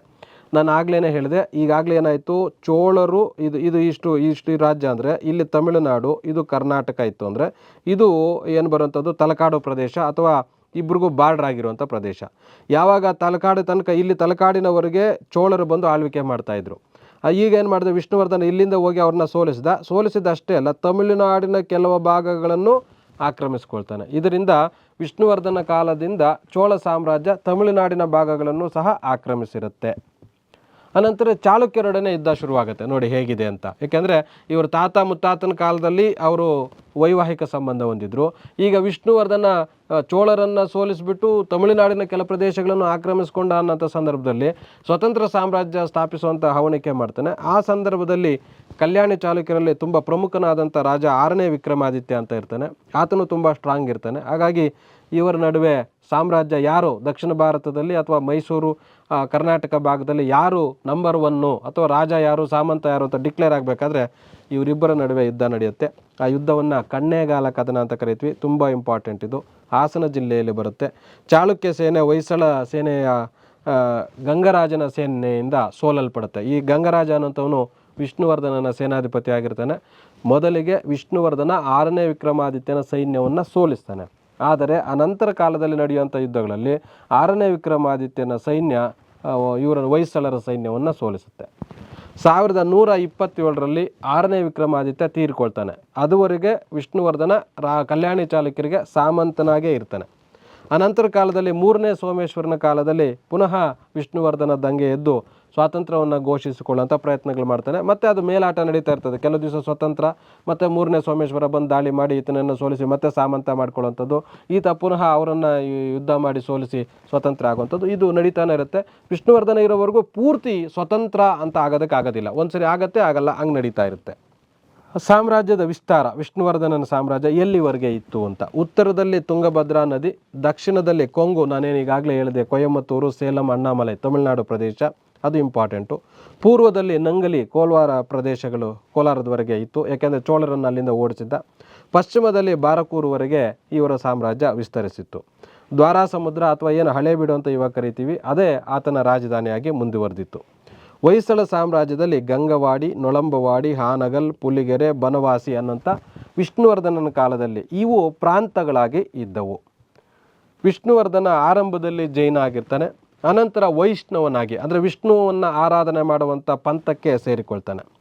ವೈಷ್ಣವ ಧರ್ಮಕ್ಕೆ ಸೇರಿಕೊಳ್ಬೇಕಾದ್ರೆ ಕಾರಣ ಏನು ಅಂದರೆ, ರಾಮಾನುಜಾಚಾರ್ಯರು ತಮಿಳುನಾಡಿಂದ ಕರ್ನಾಟಕಕ್ಕೆ ವಲಸೆ ಬರ್ತಾರೆ. ಯಾಕೆ ವಲಸೆ ಬರ್ತಾರೆ ಅಂದರೆ, ಅಲ್ಲಿನ ಶೈವ ರಾಜ, ಅಲ್ಲಿ ತಮಿಳುನಾಡಿನಲ್ಲಿ ನಾಯನಾರರು ಮತ್ತು ಆಳ್ವಾರರು ಅಂತ ಘರ್ಷಣೆ ನಡೀತಾ ಇರುತ್ತೆ. ನಾಯನಾರರು ಅಂದರೆ ಶಿವನನ್ನು ಆರಾಧನೆ ಮಾಡುವಂಥವ್ರು, ಆಳ್ವಾರರು ಅಂದರೆ ವಿಷ್ಣುವನ್ನು ಆರಾಧನೆ ಮಾಡುವಂಥವ್ರು. ಹಾಗಾಗಿ ಅಲ್ಲಿರುವಂಥ ರಾಜ ಕುಲೋತ್ತುಂಗ ಚೋಳ ಶಿವನನ್ನು ಆರಾಧನೆ ಮಾಡ್ತಾನೆ, ನಾಯನಾರಾಗಿರ್ತಾನೆ. ಅಲ್ಲೇ ಇದ್ದಂಥ ವಿಷ್ಣುವರ್ಧನ ಯಾರು ರಾಮಾನುಜಾಚಾರ್ಯರು ವಿಷ್ಣುವನ್ನು ಆರಾಧನೆ ಮಾಡೋಂಥವ್ರಾಗಿರ್ತಾರೆ, ಇವರು ಆಳ್ವಾರರಾಗಿರ್ತಾರೆ. ಹಾಗಾಗಿ ಅವರಿಬ್ಬರ ನಡುವೆ ಸಂಘರ್ಷ ಬಂದಂಥ ಸಂದರ್ಭದಲ್ಲಿ ರಾಜನನ್ನು ಎದುರು ಹಾಕಿಕೊಂಡು ತಮಿಳುನಾಡಿನಲ್ಲಿ ಬದುಕೋದು ಕಷ್ಟ ಆಗತ್ತೆ ಅಂತ ರಾಮಾನುಜಾಚಾರ್ಯರು ವಿಷ್ಣುವರ್ಧನನ ಕಾಲಕ್ಕೆ ಕರ್ನಾಟಕಕ್ಕೆ ವಲಸೆ ಬರ್ತಾರೆ. ವಿಷ್ಣುವರ್ಧನನ ಹತ್ರಕ್ಕೆ ಯಾಕೆ ವಲಸೆ ಬಂದರು? ಕಲ್ಯಾಣಿ ಚಾಲುಕ್ಯರ ಹತ್ರ ಹೋಗ್ಬೋದಾಗಿತ್ತು, ಅಥವಾ ಇನ್ನೇ ಬೇರೆ ಎಲ್ಲಾದರೂ ಹೋಗ್ಬೋದಾಗಿತ್ತಲ್ವ. ಇಲ್ಲಿಗೆ ಯಾಕೆ ವಲಸೆ ಬಂದರು ಅಂದರೆ, ಈಗಾಗಲೇ ವಿಷ್ಣುವರ್ಧನ ತಲಕಾಡಿನಲ್ಲಿದ್ದಂಥ ಚೋಳರನ್ನು ಸೋಲಿಸಿ ತಲಕಾಡುಗೊಂಡ ಅಂತ ಬಿರುದು ಪಡೆದಿರ್ತಾನೆ. ಜೊತೆಗೆ ಕಂಚಿಯವರಿಗೆ ಅವ್ರನ್ನ ಓಡಿಸ್ಕೊಂಡು ಹೋಗಿ ನಂಗಲಿಯವರಿಗೆ ಅವ್ರನ್ನ ಅಟ್ಟಿಸ್ಕೊಂಡು ಹೋಗಿ ಅವರ ಪ್ರದೇಶಗಳನ್ನೆಲ್ಲ ಆಕ್ರಮಣ ಮಾಡಿದ್ನಲ್ವ. ಅದರಿಂದ ವಿಷ್ಣುವರ್ಧನನ ಹತ್ರ ನಾನು ಆಶ್ರಯ ಪಡೆದ್ರೆ ಅವ್ರ ತಂಟೆಗೆ ಕುಲೋತ್ತುಂಗ ಚೋಳ ಬರೋದಿಲ್ಲ ಅನ್ನೋಂಥ ಧೈರ್ಯದ ಮೇಲೆ ರಾಮಾನುಜಾಚಾರ್ಯ ಇಲ್ಲಿ ಬಂದು ಆಶ್ರಯವನ್ನು ಪಡಿತಾನೆ. ವಿಷ್ಣುವರ್ಧನ ರಾಮಾನುಜಾಚಾರ್ಯರಿಗೆ ಮೇಲುಕೋಟೆಯಲ್ಲಿ ಉಳಿದುಕೊಳ್ಳಲಿಕ್ಕೆ, ಮಂಡ್ಯ ಜಿಲ್ಲೆ ಮೇಲುಕೋಟೆಯಲ್ಲಿ ಉಳಿದುಕೊಳ್ಳಲಿಕ್ಕೆ ಅವಕಾಶ ಮಾಡಿಕೊಟ್ಟಿರ್ತಾನೆ. ರಾಮಾನುಜಾಚಾರ್ಯರ ಪ್ರಭಾವದಿಂದ ಆತ ಜೈನ ಧರ್ಮವನ್ನು ಬಿಟ್ಟು ವೈಷ್ಣವ ಧರ್ಮಕ್ಕೆ ಸೇರಿಕೊಳ್ತಾನೆ. ವಿಷ್ಣುವರ್ಧನ ಹೊಯ್ಸಳ ಶೈಲಿ ಅನ್ನುವಂಥ ಒಂದು ಹೊಸ ವಾಸ್ತುಶೈಲಿಗೆ ದೊಡ್ಡ ಮಟ್ಟದ ಒಂದು ಪೀಠವನ್ನು ಹಾಕ್ತಾನೆ. ಸುಂದರ ದೇವಾಲಯಗಳನ್ನು ನಿರ್ಮಿಸ್ತಾನೆ. ತನ್ನ ದಿಗ್ವಿಜಯಗಳ ಜ್ಞಾಪಕಾರ್ಥವಾಗಿ ಬೇಲೂರು, ತಲಕಾಡು, ಮೇಲುಕೋಟೆ, ಗದಗ, ಬಂಕಾಪುರಗಳಲ್ಲಿ 5 ವಿಜಯನಾರಾಯಣ ದೇವಾಲಯಗಳನ್ನು ನಿರ್ಮಿಸ್ತಾನೆ. ಜೊತೆಗೆ ದೊಡ್ಡಗದ್ದವಳ್ಳಿಯಲ್ಲಿ ಲಕ್ಷ್ಮೀ ದೇವಾಲಯವನ್ನು ನಿರ್ಮಿಸ್ತಾನೆ. ಇವು ಯಾರು ನಿರ್ಮಿಸಿದ್ರು, ವಿಜಯನಾರಾಯಣ ದೇವಾಲಯಗಳು ಎಷ್ಟಿದ್ದಾವೆ ಅಥವಾ ಯಾರು ನಿರ್ಮಿಸಿದ್ರು, ಎಲ್ಲಿದ್ದಾವೆ, ಯಾವ ಕಾರಣಕ್ಕೆ ನಿರ್ಮಿಸಿದ್ರು, ಈ ಥರದ ಪ್ರಶ್ನೆಗಳನ್ನ ಅಲ್ಲಿ ಕೇಳೋಂಥ ಸಾಧ್ಯತೆ ಇರುತ್ತೆ. ವಿಷ್ಣುವರ್ಧನ ಈಗಾಗಲೇ ನೀವು ತಿಳ್ಕೊಂಡಂತೆ ಯುದ್ಧಗಳನ್ನು ಮಾಡಿದ, ಅದಷ್ಟೇ ಅಲ್ಲ, ಅನಂತರ ನೀವು ಗಮನಿಸಿದಂತೆ ಸುಮಾರು ದೇವಾಲಯಗಳನ್ನು ಕಟ್ಟಿಸ್ತಾನೆ. ಅದಷ್ಟೇ ಅಲ್ಲ, ಸಾಹಿತ್ಯ ಪೋಷಣೆಯನ್ನು ಮಾಡ್ತಾನೆ. ಈತನ ಕಾಲದಲ್ಲಿ ರಾಜಾದಿತ್ಯ ಅನ್ನೋಂಥ ಕವಿ ಇರ್ತಾನೆ. ಆತ ಕ್ಷೇತ್ರ ಗಣಿತ, ವ್ಯವಹಾರ ಗಣಿತ, ಲೀಲಾವತಿ ಅನ್ನೋಂಥ ಕೃತಿಯನ್ನು ಬರೀತಾನೆ. ಅದೇ ರೀತಿ ನಯಸೇನ ಅನ್ನೋಂಥವನು ಆತನ ಆಶ್ರಯದಲ್ಲಿರ್ತಾನೆ. ಧರ್ಮಾಮೃತ ಅನ್ನೋಂಥ ಕೃತಿಯನ್ನು ಬರೀತಾನೆ. ನಾಗಚಂದ್ರ ಅನ್ನೋಂಥ ಕವಿ ಮಲ್ಲಿನಾಥ ಪುರಾಣ, ಪಂಪರಾಮಾಯಣ ಅನ್ನೋಂಥ ಕೃತಿಗಳನ್ನು ಬರೀತಾನೆ. ಕೀರ್ತಿವರ್ಮನು ಗೋವೈದ್ಯ ಅನ್ನೋಂಥ ಕೃತಿಯನ್ನು ಬರೀತಾನೆ. ರಾಮಾನುಜಾಚಾರ್ಯರು ವೇದಾಂತ ಸಾರ, ವೇದಾಂತ ದೀಪಿಕಾ, ವೇದಾಂತ ಸಂಗ್ರಹ ಅನ್ನೋಂಥ ಕೃತಿಗಳನ್ನು ಇಷ್ಟೂ ಜನರಿಗೆ ಆಶ್ರಯ ನೀಡಿ ಈ ರೀತಿಯ ಸಾಹಿತ್ಯ ಕೃಷಿಗೂ ಸಹ ವಿಷ್ಣುವರ್ಧನ ಪ್ರೋತ್ಸಾಹವನ್ನು ನೀಡಿರ್ತಾನೆ. ವಿಷ್ಣುವರ್ಧನನ ನಂತರ ಆತನ ಮಗ 1ನೇ ನರಸಿಂಹ ಅನ್ನೋಂಥವನು ಅಧಿಕಾರಕ್ಕೆ ಬರ್ತಾನೆ. ಈತನಿಗೆ ವಿಜಯ ನರಸಿಂಹ ಅಂತ ಸಹ ಹೆಸರಿರುತ್ತೆ. ಈತ ತಂದೆ ಚೆನ್ನಾಗಿ, ಯಾಕೆಂದರೆ ಅದಕ್ಕಿಂತ ತಂದೆ ತನಕ ಅದಕ್ಕೆ ಸಾಮಾನ್ಯವಾಗಿ ನೋಡಿ, ತಂದೆ ತಾಯಿಗಳು ಸ್ಟ್ರಗಲಲ್ಲಿದ್ದರು ಅಂತಂದರೆ ಮಕ್ಕಳು ಸಹ ಅದೇ ರೀತಿ ಸ್ಟ್ರಗಲನ್ನು ಅನುಭವಿಸಿ ಮೇಲೆ ಬರಬೇಕು, ಚೆನ್ನಾಗಿ ಆಗಬೇಕು ಅಂತ ನೋಡ್ತಾರೆ. ಯಾವಾಗ ತಂದೆ ತಾಯಿಗಳು ಚೆನ್ನಾಗಿ ಆಸ್ತಿಯನ್ನು ಸಂಪಾದಿಸಿ ಇಟ್ಟಿದ್ರು, ಮಕ್ಕಳು ಅದನ್ನು ತಿಂದು ಎಂಜಾಯ್ ಮಾಡಿ ಮಜಾ ಮಾಡಿ ಆ ಕಡೆಗೆ ಯೋಚನೆ ಮಾಡ್ತಾರೆ, ಬಿಟ್ಟರೆ ಸಂಪಾದಿಸೋ ಕಡೆಗೆ ನೋಡೋದಿಲ್ಲ. ವಿಷ್ಣುವರ್ಧನ ಈ 6ನೇ ವಿಕ್ರಮಾದಿತ್ಯನ ಜೊತೆ ಸಂಘರ್ಷ ಮಾಡಿಕೊಂಡು, 3ನೇ ಸೋಮೇಶ್ವರನ ಜೊತೆ ಸಂಘರ್ಷ ಮಾಡಿಕೊಂಡು, ಚೋಳರ ಜೊತೆ ಸಂಘರ್ಷ ಮಾಡಿಕೊಂಡು ಒಂದು ದೊಡ್ಡ ಸಾಮ್ರಾಜ್ಯವನ್ನು ಕಟ್ಟಿ ತನ್ನ ಮಗನಿಗೆ ಕೊಟ್ಟರೆ, ಆ ಮಗ ಸಾಮ್ರಾಜ್ಯವನ್ನು ಅಡ್ಮಿನಿಸ್ಟ್ರೇಷನ್ ಮಾಡೋದು ಬಿಟ್ಬಿಟ್ಟು ವಿಲಾಸಿ ಜೀವನದಲ್ಲಿ ತೊಡಗ್ತಾನೆ. ಬನವಾಸಿ, ನೊಳಂಬವಾಡಿ, ತುಂಗಭದ್ರಾ ನದಿ ಪ್ರದೇಶಗಳು ಯಾವಾಗ ರಾಜ್ಯದ ಬಗ್ಗೆ ಗಮನ ಇರಲಿಲ್ವೋ ಆಗ ಸುತ್ತಲೂ ಇರುವಂಥವರು ಈ ಪ್ರದೇಶಗಳನ್ನು ವಶಪಡಿಸ್ಕೊಳ್ತಾರೆ. ಕಲ್ಯಾಣದಲ್ಲಿ ಕ್ರಾಂತಿ ನಡೀತದೆ. ಚಾಲುಕ್ಯ ಸಿಂಹಾಸನ ಬಿಜ್ಜಳ ಕಳಚೂರಿ ವಂಶ ಆಕ್ರಮಣ ಮಾಡುತ್ತೆ. ಈತನ ನರಸಿಂಹ ವಿಷಯ ಲಂಪಟತನದಿಂದಾಗಿ ಬೇಸತ್ತು ಆತನ ರಾಣಿ ಏಚಲಾದೇವಿ ಅಂತ ಆ ಮಗ 2ನೇ ಬಲ್ಲಾಳನನ್ನು ತಂದೆಯ ವಿರುದ್ಧ ದಂಗೆ ಎಬ್ಬಿಸಿ ಅಧಿಕಾರಕ್ಕೆ ತರ್ತಾಳೆ. ಯಾಕೆಂದರೆ ತಂದೆ ಹೆಂಗೂ ಸರಿ ಇಲ್ಲ, ಹಾಗಾಗಿ ನೀನಾದರೂ ಅಧಿಕಾರ ಮಾಡಿ ಈ ರಾಜ್ಯ ಉಳಿಸ್ಕೊಳಪ್ಪ, ನಿಮ್ಮ ತಾತ ಇಷ್ಟೆಲ್ಲ ಕಷ್ಟಪಟ್ಟು ಉಳಿಸ್ಕೊಟ್ಟಿದ್ದಾನೆ ಈ ರಾಜ್ಯವನ್ನು ಅಂತ ಈ ಸಾಮ್ರಾಜ್ಯ 2ನೇ ಬಲ್ಲಾಳನ ಕೈಗೆ ಹೋಗುತ್ತೆ. 1173ರಿಂದ 1220 ತನಕ 2ನೇ ಬಲ್ಲಾಳ ಆಳ್ವಿಕೆ ಮಾಡ್ತಾನೆ. ಈತ ಹೊಯ್ಸಳ ಸಂತತಿಯಲ್ಲಿ ಸಮರ್ಥವಾದಂಥ ದೊರೆ. ವಿಷ್ಣುವರ್ಧನನನ್ನು ಬಿಟ್ಟರೆ ಚಂಗಾಳ್ವರೊಡನೆ ಯುದ್ಧ ಸ್ಟಾರ್ಟ್ ಆಗುತ್ತೆ. ಆಗಲೇ ನೋಡಿದ್ರಿ ನೀವು ಕೊಂಗಾಳ್ವರು ಅಂತ, ಅವ್ರ ಜೊತೆ ವೈವಾಹಿಕ ಸಂಬಂಧ ಆಯಿತು. ಈಗ ಚಂಗಾಳ್ವರೊಡನೆ ಯುದ್ಧ ನಡೆಯುತ್ತೆ. ಈ ಚಂಗಾಳ್ವರು ಎಲ್ಲಿದ್ದರು ಅಂದರೆ ಕೊಡಗು ಪ್ರದೇಶದಲ್ಲಿದ್ದರು. ಕೊಡಗನ್ನು ಆಳ್ವಿಕೆ ಮಾಡ್ತಾ ಇರ್ತಾರೆ. ಅಲ್ಲಿ ಬಲ್ಲಾಳನ ದಂಡನಾಯಕ ಬೆಟ್ಟರಸನು 1173ರಲ್ಲಿ ಚಂಗಾಳ್ವರ ಮಹಾದೇವನನ್ನು ಸೋಲಿಸಿ ಚಂಗಾಳ್ವರು ಬಲ್ಲಾಳನ ಪರಮಾಧಿಕಾರವನ್ನು ಒಪ್ಪಿಕೊಳ್ತಾರೆ. ಅವರ ಸಾಮಂತರಾಗಿ ಮುಂದುವರಿತಾರೆ. ಉಚ್ಚಂಗಿಯ ಪಾಂಡ್ಯರನ್ನು 1177ರಲ್ಲಿ ಬಲ್ಲಾಳ ಸೋಲಿಸ್ತಾನೆ. ಉಚ್ಚಂಗಿ ಕೋಟೆ ಆಗಿನ ಕಾಲದಲ್ಲಿ ತುಂಬ ಪ್ರಮುಖವಾದಂಥ ಕೋಟೆ, ಅದನ್ನು ವಶಪಡಿಸ್ಕೊಳ್ತಾನೆ. ಪಾಂಡ್ಯ ರಾಜ ಕಾಮದೇವನು ಸೋತು ಶರಣಾಗಿ ಕಪ್ಪ ಕಾಣಿಕೆಗಳನ್ನು ನೀಡಿ ತನ್ನ ಸಾಮ್ರಾಜ್ಯವನ್ನು ಪುನಃ ವಾಪಸ್ ಪಡ್ಕೊಳ್ತಾನೆ. ಆ ಸಂದರ್ಭದಲ್ಲಿ ಪಾಂಡ್ಯರು ವ್ಯಾಪಾರಿ ಕೇಂದ್ರ ಆಗಿತ್ತು. ನಿಮಗೆ ಗೊತ್ತಿದೆ, ಮೀನು ಮತ್ತು ಅದು ಬಂದರು ಪ್ರದೇಶ ಆಗಿತ್ತು. ಸಂಗಮ ಯುಗದ ಕಾಲದಿಂದ ಅಲ್ಲಿ ವ್ಯಾಪಾರ ತುಂಬ ಹೆಚ್ಚಾಗಿ ನಡೀತಾ ಇತ್ತು. ಪಾಂಡ್ಯರು ಶ್ರೀಮಂತ ರಾಜರೇ ಆಗಿದ್ದರು. ಯಾವಾಗ ಪಾಂಡ್ಯರನ್ನು ಈ ಬಲ್ಲಾಳ ಸೋಲಿಸ್ತಾನೆ, ಸೋತಂಥ ಸಂದರ್ಭದಲ್ಲಿ ಪಾಂಡ್ಯ ರಾಜರು ಪುನಃ ತಮ್ಮ ಸಾಮ್ರಾಜ್ಯವನ್ನು ತಾವು ಪಡೆದುಕೊಳ್ಳಲಿಕ್ಕೆ ತುಂಬ ದೊಡ್ಡ ಮೊತ್ತದ ಹಣವನ್ನು, ಕಪ್ಪ ಕಾಣಿಕೆಗಳನ್ನು ಬಲ್ಲಾಳನಿಗೆ ಕೊಟ್ಟು ನಾವು ನಿಮ್ಮ ಸಾಮಂತರಾಗಿರ್ತೀವಿ, ನಮ್ಮನ್ನು ಬಿಟ್ಬಿಡಿ ಅಂತ ಕೇಳ್ಕೊಳ್ತಾರೆ. ಆ ಸಂದರ್ಭ ಆ ಡೀಲ್ ನಡೆಯುತ್ತೆ, ಒಂದು ಒಪ್ಪಂದ ನಡೆಯುತ್ತೆ. ಆಯಿತು, ನೀವು ಕೊಟ್ಟಂಥ ಇಷ್ಟು ಕಪ್ಪ ಕಾಣಿಕೆಗಳನ್ನು ತೆಗೆದುಕೊಂಡು ನಿಮಗೆ ಸ್ವತಂತ್ರ ಕೊಡ್ತಾ ಇದ್ದೇನೆ ಅನ್ನೋಂಥ ಒಂದು ರೀತಿಯಲ್ಲಿ ನಡೆಯುತ್ತೆ. ಅದು ಶನಿವಾರ ನಡೆದಿದ್ದರಿಂದ ಅದು ಶನಿವಾರ ಸಿದ್ಧಿ ಅಂದರೆ ಲಾಭ ಬಂದಿದ್ದು ಅನ್ನೋಂಥದ್ದು. ಶನಿವಾರ ಸಿದ್ಧಿ ಅಂತ ಬಿರುದನ್ನು ಪಡಿತಾನೆ ಬಲ್ಲಾಳ. ಮತ್ತು ಗಂಡಬೇರುಂಡ ಅನ್ನೋಂಥ ಬಿರುದನ್ನು ಸಹ ಪಡಿತಾನೆ.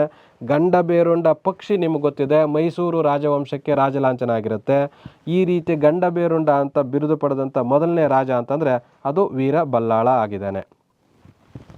ಸೊರಟೂರು ಕದನ, ಇದು ಇಂಪಾರ್ಟೆಂಟು, 1191ರಲ್ಲಿ ನಡೆಯುತ್ತೆ. ಸೇವಣರು ಅಂತ ನಾನು ಆಗಲೇ ಹೇಳಿದೆ. ಈಗ ಸಣ್ಣ ಪುಟ್ಟ ಮೊದಲಿಂದ ಬರ್ತಾ ಇದ್ದಂಥ ಶತ್ರುಗಳು ನಾಶ ಆಗಿದ್ದರಿಂದ ಈ ಸೇವಣರು ಸ್ವಲ್ಪ ಏಳಿಗೆಯಾಗಿ ಹೊಯ್ಸಳರ ವಿರುದ್ಧ ಹೋರಾಟ ಮಾಡ್ತಾರೆ. ಆ ಸೇವಣರ ರಾಜ 5ನೇ ಬಿಲ್ಲಮ್ಮ ಅಂತ ಬರ್ತಾನೆ. ಆತನಿಗೂ ಈ ಬಲ್ಲಾಳನಿಗೂ ಯುದ್ಧ ನಡೆಯುತ್ತೆ. ಅದು ಧಾರವಾಡ ಜಿಲ್ಲೆಯ ಸೊರಟೂರು ಅನ್ನುವಂಥ ಪ್ರದೇಶದಲ್ಲಿ. ಬಿಲ್ಲಮ್ಮನ ಸೇನಾನಿ ಚೈತುಗಿಯನ್ನು ಬಲ್ಲಾಳ ಕೊಂದು ಹಾಕ್ತಾನೆ. ಆ ಘಟನೆ ಸೊರಟೂರು ಕದನದ ಬಗ್ಗೆ ಕವಿ ರಾಜಾದಿತ್ಯ ತನ್ನ ವ್ಯವಹಾರ ಗಣಿತ ಅನ್ನಂಥ ಕೃತಿಯಲ್ಲಿ ತಿಳಿಸ್ತಾನೆ. ಬಲ್ಲಾಳನು ಚೋಳ ರಾಜಕುಮಾರಿಯಾದಂಥ ಚೋಳ ಮಹಾದೇವಿಯನ್ನು ವಿವಾಹವಾಗಿ ತನ್ನ ಮಗಳಾದಂಥ ಸೋಮಲಾದೇವಿಯನ್ನು ಮೂರನೇ ಕುಲೋತ್ತುಂಗನಿಗೆ ನೀಡಿ ವಿವಾಹ ಮಾಡ್ಕೊಳ್ತಾರೆ. ಅಲ್ಲಿ ನೋಡಿ, ಇಲ್ಲಿ ಏನಾಯಿತು, ಚೋಳರ ನಡುವೆ ಇದುವರೆಗೆ ವೈರತ್ವ ಇತ್ತು. ಈತನ ಬಲ್ಲಾಳನ ಕಾಲದಲ್ಲಿ ಚೋಳರ ನಡುವೆನೂ ಸಹ ವೈವಾಹಿಕ ಸಂಬಂಧ ಬೆಳೀತದೆ. ಇದರಿಂದಾಗಿ ದಕ್ಷಿಣ ಭಾರತದ ಬೆಳೀತದೆ. ಯಾಕೆ ಅಂತಂದರೆ ಈಗಾಗಲೇ ಚೋಳರು ತುಂಬ ವೀಕ್ ಆಗಿದ್ದಾರೆ, ಪಾಂಡ್ಯರು ತುಂಬ ವೀಕ್ ಆಗಿದ್ದಾರೆ. ದಕ್ಷಿಣ ಭಾರತದಲ್ಲಿ ತುಂಬ ಸ್ಟ್ರಾಂಗೆಸ್ಟ್ ಡೈನಾಸ್ಟಿ ಅಂತಂದರೆ ಈಗ ಹೊಯ್ಸಳಸ್ ಆಗಿರ್ತಾರೆ. ಹಾಗಾಗಿ ಹೊಯ್ಸಳರು ಮುಂದೆ ಬಂದು ಚೋಳ ಸಾಮ್ರಾಜ್ಯವನ್ನು ಪೂರ್ತಿ ಆಕ್ರಮಣ, ಅದಿರೋದಿಷ್ಟು ಚಿಕ್ಕ ರಾಜ್ಯ ಇರುತ್ತೆ, ಅದನ್ನು ಆಕ್ರಮಣ ಮಾಡ್ಕೊಂಡ್ಬಿಡ್ತಾರೆ ಅನ್ನೋಂಥ ಹೆದರಿಕೆಗೆ ನಾವು ಯುದ್ಧ ಮಾಡೋದ್ರ ಬದಲಿಗೆ ಇವ್ರ ಜೊತೆ ವೈವಾಹಿಕ ಸಂಬಂಧ ಮಾಡ್ಕೊಳ್ಳೋದೆ ಒಳ್ಳೆಯದು, ನೆಂಟರಾಗ್ಬಿಟ್ರೆ ನಮ್ಮ ರಾಜ್ಯ ಆಕ್ರಮಣ ಮಾಡಲ್ಲ ಅನ್ನೋದ ಕಾರಣಕ್ಕೆ ಚೋಳರು ಬಲ್ಲಾಳನೊಂದಿಗೆ ವೈವಾಹಿಕ ಸಂಬಂಧವನ್ನು ಏರ್ಪಡಿಸಿಕೊಳ್ತಾರೆ. ಮೂರನೇ ರಾಜರಾಜ ಚೋಳ ಅಂತ ಬರ್ತಾನೆ. ಮಾರವರ್ಮ ಸುಂದರ ಪಾಂಡ್ಯನಿಂದ ಸೋತು ಸಿಂಹಾಸನ ಕಳೆದುಕೊಳ್ತಾನೆ. ಈಗ ಚೋಳರು ಈಗಾಗಲೇ ನೆಂಟರಾಗಿದ್ರಲ್ವ, ಚೋಳರು ಮತ್ತು ಹೊಯ್ಸಳರು, ಆ ಚೋಳರನ್ನು ಪಾಂಡ್ಯರು ಬಂದು ಸೋಲಿಸ್ತಾರೆ. ಅದರಿಂದಾಗಿ ಆ ಸಂದರ್ಭದಲ್ಲಿ ಬಲ್ಲಾಳ ಈ ರಾಜರಾಜ ಚೋಳನಿಗೆ ಸಹಾಯ ಮಾಡಿ ಪಾಂಡ್ಯರನ್ನು ಸೋಲಿಸಿ ಪುನಃ ಅವರ ರಾಜ್ಯವನ್ನು ಅವ್ರಿಗೆ ದಕ್ಕಿಸಿಕೊಡ್ತಾನೆ. ಈತನ ಆಸ್ಥಾನದಲ್ಲಿ, ಬಲ್ಲಾಳನ ಆಸ್ಥಾನದಲ್ಲಿ ಉಭಯ ಕವಿ ಚಕ್ರವರ್ತಿ ಅಂತ ಕರೆಸಿಕೊಳ್ಳುವಂಥ ಜನ್ನ ಆಶ್ರಯವನ್ನು ಪಡೆದಿರ್ತಾನೆ. ರುದ್ರಭಟ್ಟ, ನೇಮಿನಾಥ, ರಾಜಾದಿತ್ಯ, ವಿದ್ಯಾ ಚಕ್ರವರ್ತಿ, ಇಷ್ಟು ಜನ ಆ ಬಲ್ಲಾಳನ ಆಶ್ರಯದಲ್ಲಿರ್ತಾನೆ.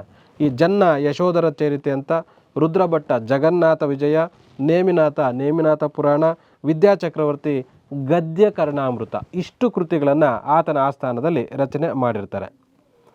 ಕ್ರಿಸ್ತಶಕ 1200ಕ್ಕೆ ಒಂದು ಶಾಸನ ಸಿಗತ್ತೆ. ಆ ಕಾಲಘಟ್ಟದಲ್ಲಿ ಆಗಿರುವಂಥದ್ದು ಅದು ಎರಡನೇ ಬಲ್ಲಾಳನ ಒಂದು ಶಾಸನ ಆಗಿದೆ.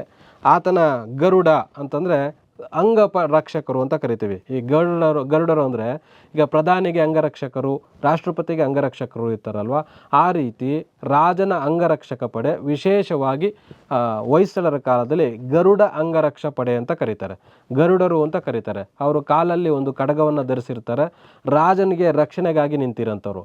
ಬೈ ಚಾನ್ಸ್ ರಾಜ ಕಾಯಿಲೆ ಬಂದು ತೀರಿಕೊಳ್ಳಲಿ, ಯುದ್ಧದಲ್ಲಿ ತೀರಿಕೊಳ್ಳಲಿ ಅಂಥ ಸಂದರ್ಭದಲ್ಲಿ ರಾಜನಿಗೆ ಸೇವೆಗೆ ನಿಂತಿದ್ದಂಥ ಇಷ್ಟೂ ಜನ ತಮ್ಮ ಪ್ರಾಣವನ್ನು ಸ್ವತಃ ತಾವೇ ಅರ್ಪಣೆ ಮಾಡ್ತಾರೆ ರಾಜನಿಗಾಗಿ. ಇದು ಎರಡು ಉದ್ದೇಶ. ರಾಜ ಇಲ್ಲದ ಮೇಲೆ ನಾವ್ಯಾಕೆ ಅನ್ನೋಂಥದ್ದು ಒಂದು, ರಾಜ ಸತ್ತು ಸ್ವರ್ಗ ಸೇರಿದ್ರೆ ನಾವು ಸಹ ಸತ್ತು ಅಲ್ಲೂ ಸಹ ರಾಜನಿಗೆ ಸೇವೆ ಮಾಡಬೇಕು ಅನ್ನೋಂಥ ಒಂದು ಕಮಿಟ್ಮೆಂಟ್ ಮೇಲೆ ಈ ಗರುಡ ಪದ್ಧತಿ ಅನ್ನೋಂಥದ್ದು ಇರುತ್ತೆ. ಕುವರ ಲಕ್ಷ್ಮಣ ಅನ್ನೋಂಥದ್ದು ತುಂಬ ಉತ್ತಮ ಗರುಡ ಪದ್ಧತಿಗೆ ಸಾಕ್ಷಿ. ಅದಕ್ಕೆ ಒಂದು ಶಾಸನ ಸಿಗುತ್ತೆ. ಆತ ಎರಡನೇ ಬಲ್ಲಾಳ ಮಡಿದಂಥ ಸಂದರ್ಭದಲ್ಲಿ ಆತನಿಗೆ ನಿಷ್ಠರಾಗಿದ್ದಂಥ ಕುವರ ಲಕ್ಷ್ಮಣ ಜೊತೆಗೆ 100 ಜನ ಲೆಂಕರು ಅಂತ ಕರೀತಾರೆ, ಪ್ರಾಣವನ್ನು ಕಳೆದುಕೊಳ್ಳುವಂಥವ್ರು. ಅವರು ತಮ್ಮ ಪ್ರಾಣವನ್ನು, ತಮ್ಮ ಕತ್ತಿಯನ್ನು ತೆಗೆದುಕೊಂಡು ತಮ್ಮ ತಲೆಯನ್ನು ತಾವೇ ಕತ್ತರಿಸಿಕೊಂಡು ರಾಜನಿಗಾಗಿ ಪ್ರಾಣಾರ್ಪಣೆ ಮಾಡೋಂಥ ಒಂದು ಪದ್ಧತಿ ಇಲ್ಲಿ ಇತ್ತು ಹೊಯ್ಸಳರ ಕಾಲದಲ್ಲಿ. ಗರುಡ ಪದ್ಧತಿ ಅಂದರೆ ರಾಜನ ಅಂಗರಕ್ಷಕ ಪಡೆಯವರು ರಾಜ ತೀರಿಕೊಂಡಾಗ ಆತನ ಸೇವೆ ಮಾಡಲಿಕ್ಕೆ ಆತನಿಗಾಗಿ ತಮ್ಮ ಪ್ರಾಣವನ್ನು ತ್ಯಾಗ ಮಾಡೋಂಥವ್ರನ್ನ ಗರುಡರು ಅಂತ ಕರೀತಾರೆ. ಯಾರ ಕಾಲದಲ್ಲಿತ್ತು? ಹೊಯ್ಸಳರ ಕಾಲದಲ್ಲಿ. ಅದರಲ್ಲಿ ತುಂಬ ಫೇಮಸ್ ಯಾರ ಕಾಲದಲ್ಲೇ? ಬಲ್ಲಾಳನ ಕಾಲದಲ್ಲಿ. ಯಾಕೆಂದರೆ ಕುವರ ಲಕ್ಷ್ಮಣ ಅನ್ನೋಂಥದ್ದು ಗರುಡ ಇದು ಮಾಡಿಕೊಂಡಿರೋಂಥದ್ದಕ್ಕೆ ಒಂದು ಆಧಾರ ಇದೆ. ಆತನ ಹೆಸರಲ್ಲಿ ಒಂದು ಪಿಲ್ಲರ್ಗಳನ್ನು ಹಾಕ್ಸಿದ್ದಾರೆ, ಅದು ಮುಂದೆ ತೋರಿಸ್ತಾರೆ ನಿಮಗೆ. ಎರಡನೇ ನರಸಿಂಹ ಅನ್ನೋಂಥವನು ಅಧಿಕಾರಕ್ಕೆ ಬರ್ತಾನೆ. ಈತ ಎರಡನೇ ಬಲ್ಲಾಳನ ಮಗ. ಎರಡನೇ ನರಸಿಂಹ ಸಿಂಹಾಸನಕ್ಕೆ ಬರ್ತಾನೆ. ಮೂರನೇ ರಾಜರಾಜ ಚೋಳನು ಎರಡನೇ ಬಲ್ಲಾಳನ ಮಗಳನ್ನು ವಿವಾಹ ಆಗಿರ್ತಾನೆ.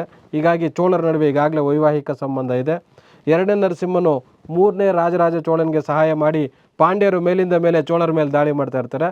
ಹಾಗಾಗಿ ಪಾಂಡ್ಯರಿಗೆ ಸಹಾಯ ಮಾಡಿ ಆ ಪಾಂಡ್ಯರ ಮಿತ್ರಕೂಟವನ್ನು ಸೋಲಿಸಿ ಚೋಳರ ಮೂರನೇ ರಾಜರಾಜನಿಗೆ ಸಿಂಹಾಸನದ ಮೇಲೆ ಕೂರಿಸ್ತಾನೆ. ಹಾಗಾಗಿ ಚೋಳ ಕುಲ ರಕ್ಷಕ ಅನ್ನೋಂಥ ಬಿರುದನ್ನು ಎರಡನೇ ನರಸಿಂಹ ಪಡಿತಾನೆ. ಕಣ್ಣಾನೂರಿನಲ್ಲಿ, ಯಾಕೆಂದರೆ ಈ ಪಾಂಡ್ಯರು ಮತ್ತೆ ಚೋಳರ ಮೇಲೆ ದಾಳಿ ಮಾಡ್ತಾನೆ ಇದ್ರಲ್ಲ, ಅದಕ್ಕೆ ಏನು ಮಾಡ್ತಾರೆ, ಅವರ ಮಧ್ಯದಲ್ಲಿ ಚೋಳರಿಗೂ ಮತ್ತು ಪಾಂಡ್ಯರಿಗೂ ಮಧ್ಯಭಾಗ ಒಂದು ಪ್ಲೇಸ್ ಬರುತ್ತೆ, ಅದು ಕಣ್ಣಾನೂರು ಅಂತ. ಆ ಕಣ್ಣಾನೂರಿನಲ್ಲಿ ಹೊಯ್ಸಳರ ಒಂದು ಸೈನ್ಯದ ತುಕಡಿಯನ್ನೇ ಇಟ್ಬಿಡ್ತಾನೆ ಅಲ್ಲಿ. ಇನ್ನು ಮುಂದೆ ಪಾಂಡ್ಯರು ಏನಾದರೂ ಆ ಕಡೆ ಬಂದರು ಅಂದ ತಕ್ಷಣ ಇಮಿಡಿಯೇಟಾಗಿ ನೀವು ಚೋಳರಿಗೆ ಸಹಾಯ ಮಾಡಬೇಕು, ಪಾಂಡ್ಯರನ್ನು ಸೋಲಿಸಬೇಕು ಅಂತ. ಹಾಗಾಗಿ ಮುಂದೆ ಅದು ಬರ್ತಾ ಆ ಕಣ್ಣಾನೂರು ಅನ್ನೋಂಥದ್ದು ಹೊಯ್ಸಳರ ಒಂದು ರಾಜಧಾನಿಯಾಗಿ ಮಾರ್ಪಾಡಾಗುತ್ತೆ. ಇದು ಶ್ರೀರಂಗಂ ಅಂತ ಕರಿತೀವಲ್ಲ, ಆ ಭಾಗದಲ್ಲಿ ಬರುತ್ತೆ. ಇದು ಅವರ ರಾಜಧಾನಿಯಾಗಿ ಮುಂದುವರಿತು. ಯಾರ ರಾಜಧಾನಿಯಾಗಿ? ಹೊಯ್ಸಳರ ರಾಜಧಾನಿಯಾಗಿ. ಇಲ್ಲೇನು ಪ್ರಶ್ನೆ ಕೇಳ್ಬೋದು, ತಮಿಳುನಾಡಿನಲ್ಲಿ ಕಂಡುಬರುವಂಥ ಹೊಯ್ಸಳರ ಉಪರಾಜಧಾನಿ ಯಾವುದು ಅಂತ ಕೇಳ್ಬೋದು. ಕಣ್ಣಾನೂರು. ಕಣ್ಣಾನೂರು ಯಾಕೆ ಅಂತಂದರೆ ಚೋಳ ಮತ್ತು ಪಾಂಡ್ಯರ ಸಂಘರ್ಷಕ್ಕೆ ಅಡ್ಡಗೋಡೆ ಹಾಕಲಿಕ್ಕೆ ಅದು ಇರುತ್ತೆ. ದೇವಗಿರಿಯ ಸೇವಣರು ತಮ್ಮ ಹಿಂದೆ ಸೋತೋಗಿದ್ರಲ್ವ ಹೊಯ್ಸಳರಿಂದ, ಆ ಸೇಡು ತೀರಿಸ್ಕೊಳ್ಳೋಕ್ಕೆ ಉತ್ತರದ ಗಡಿಗಳನ್ನು, ಹೊಯ್ಸಳ ಸಾಮ್ರಾಜ್ಯದ ಉತ್ತರ ಗಡಿಗಳನ್ನು ಆಕ್ರಮಣ ಮಾಡ್ತಾರೆ. ತಮಿಳುನಾಡಿನಂತ ಬಂದಂಥ ನರಸಿಂಹನು ತುಂಗಭದ್ರಾ ನದಿ ಪ್ರದೇಶದಲ್ಲಿ ಸೇವಣರನ್ನು ಸೋಲಿಸ್ತಾನೆ. ತಮಿಳುನಾಡಿಗೆ ಹೋಗಿದ್ನಲ್ಲ, ಅಲ್ಲಿಂದ ವಾಪಸ್ ಬರುವಾಗ ಸೇವಣರನ್ನು ಸೋಲಿಸಿ ಬರ್ತಾನೆ. ಮೂರನೇ ವೀರಬಲ್ಲಾಳ, ಈ ಹೊಯ್ಸಳರು ಅಂದ ತಕ್ಷಣ ತುಂಬ ಜನ ತಿಳ್ಕೊಂಡಿರೋಂಥದ್ದು ವಿಷ್ಣುವರ್ಧನ ತುಂಬ ಫೇಮಸ್ಸು ಅಂತ. ವಿಷ್ಣುವರ್ಧನ ಬಿಟ್ಟರೆ ನೆಕ್ಸ್ಟ್ ತುಂಬ ಫೇಮಸ್ ಆಗಿರೋಂಥದ್ದು ಎರಡನೇ ಬಲ್ಲಾಳ, ಅನಂತರ ತುಂಬ ಫೇಮಸ್ ಆಗುವಂಥದ್ದು ಮೂರನೇ ಬಲ್ಲಾಳ. ಈ ಮೂರು ಜನ ವೆರಿ ಇಂಪಾರ್ಟೆಂಟು. ಹೊಯ್ಸಳ ಸಂತತಿಯಲ್ಲಿ ಸಮರ್ಥ ದೊರೆ. ಮುಸ್ಲಿಮರ ದಾಳಿಗಳು ಮೂರನೇ ಬಲ್ಲಾಳನ ಕಾಲದಲ್ಲಿ ಆರಂಭ ಆಗುತ್ತೆ.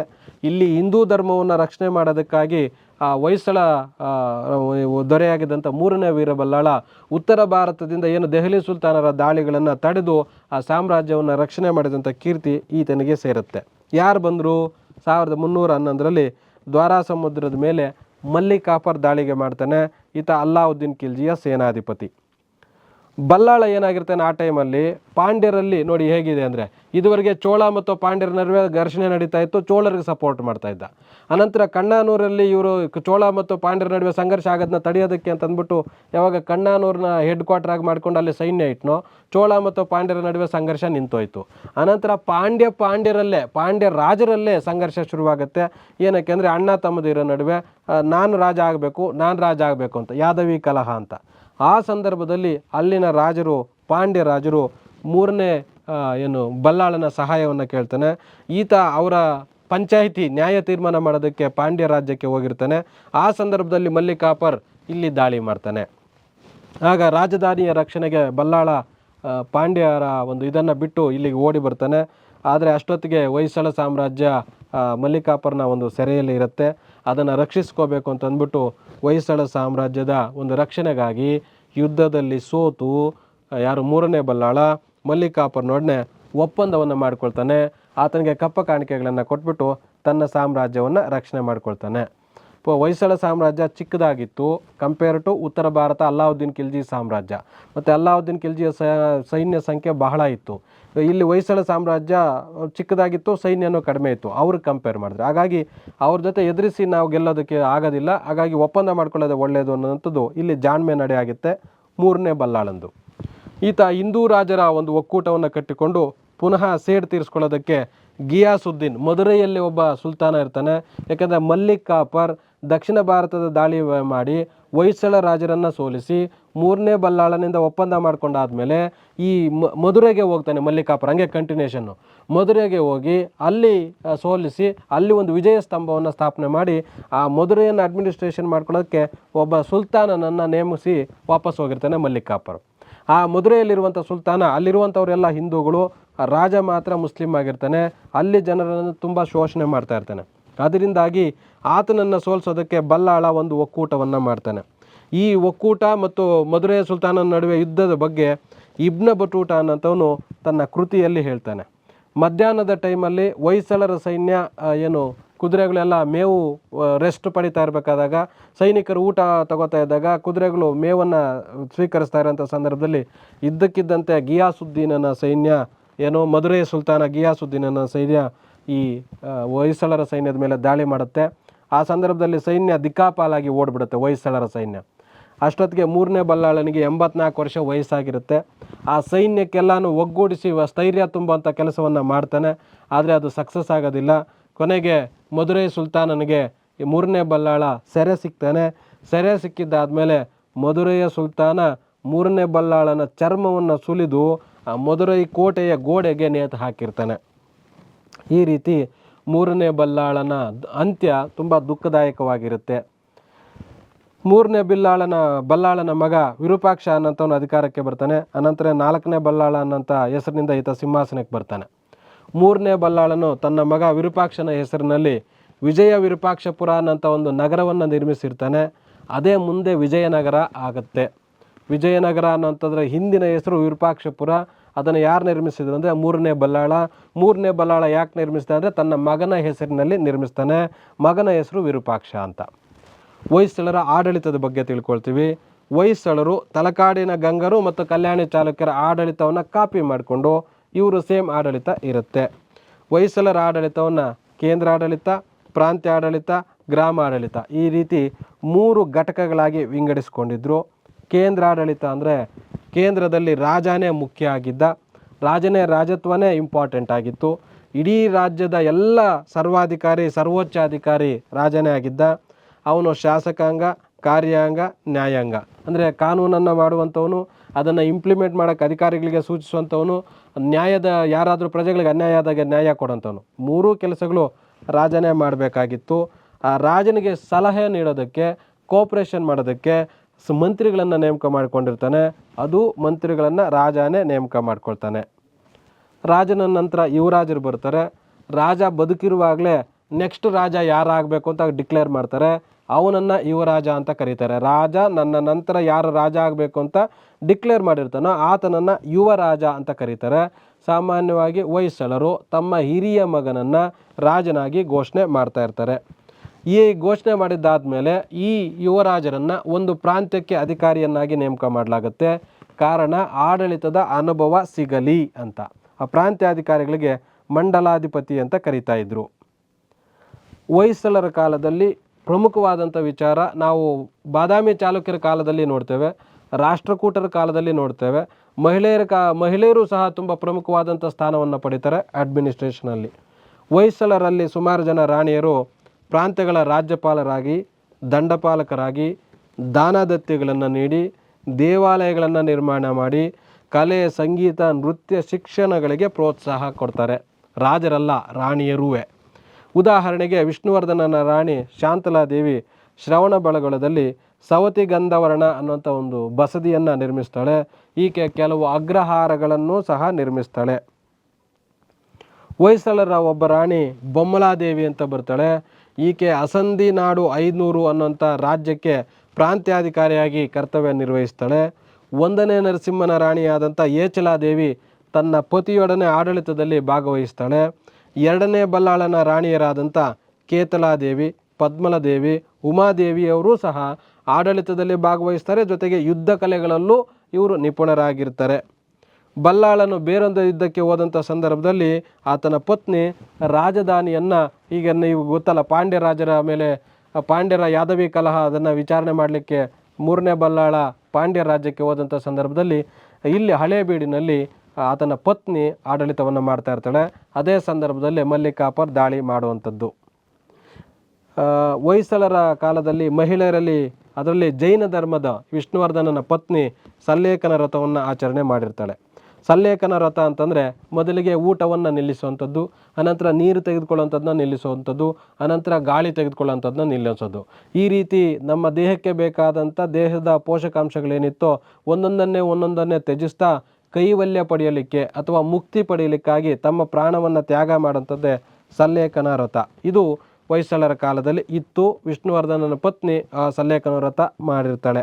ಜೊತೆಗೆ ಹೊಯ್ಸಳರ ಕಾಲದಲ್ಲಿ ಸತಿ ಸಹಗಮನ ಪದ್ಧತಿ ಇತ್ತು, ತುಂಬ ಕಡಿಮೆ ಇತ್ತು. ದೇವಾಲಯಗಳಲ್ಲಿ ದೇವದಾಸಿ ಪದ್ಧತಿ ಇತ್ತು. ವೇಶ್ಯಾವಾಟಿಕೆಯೂ ಇತ್ತು, ಕಡಿಮೆ ಇತ್ತು, ಆದರೆ ಇವೆಲ್ಲವೂ ಇತ್ತು.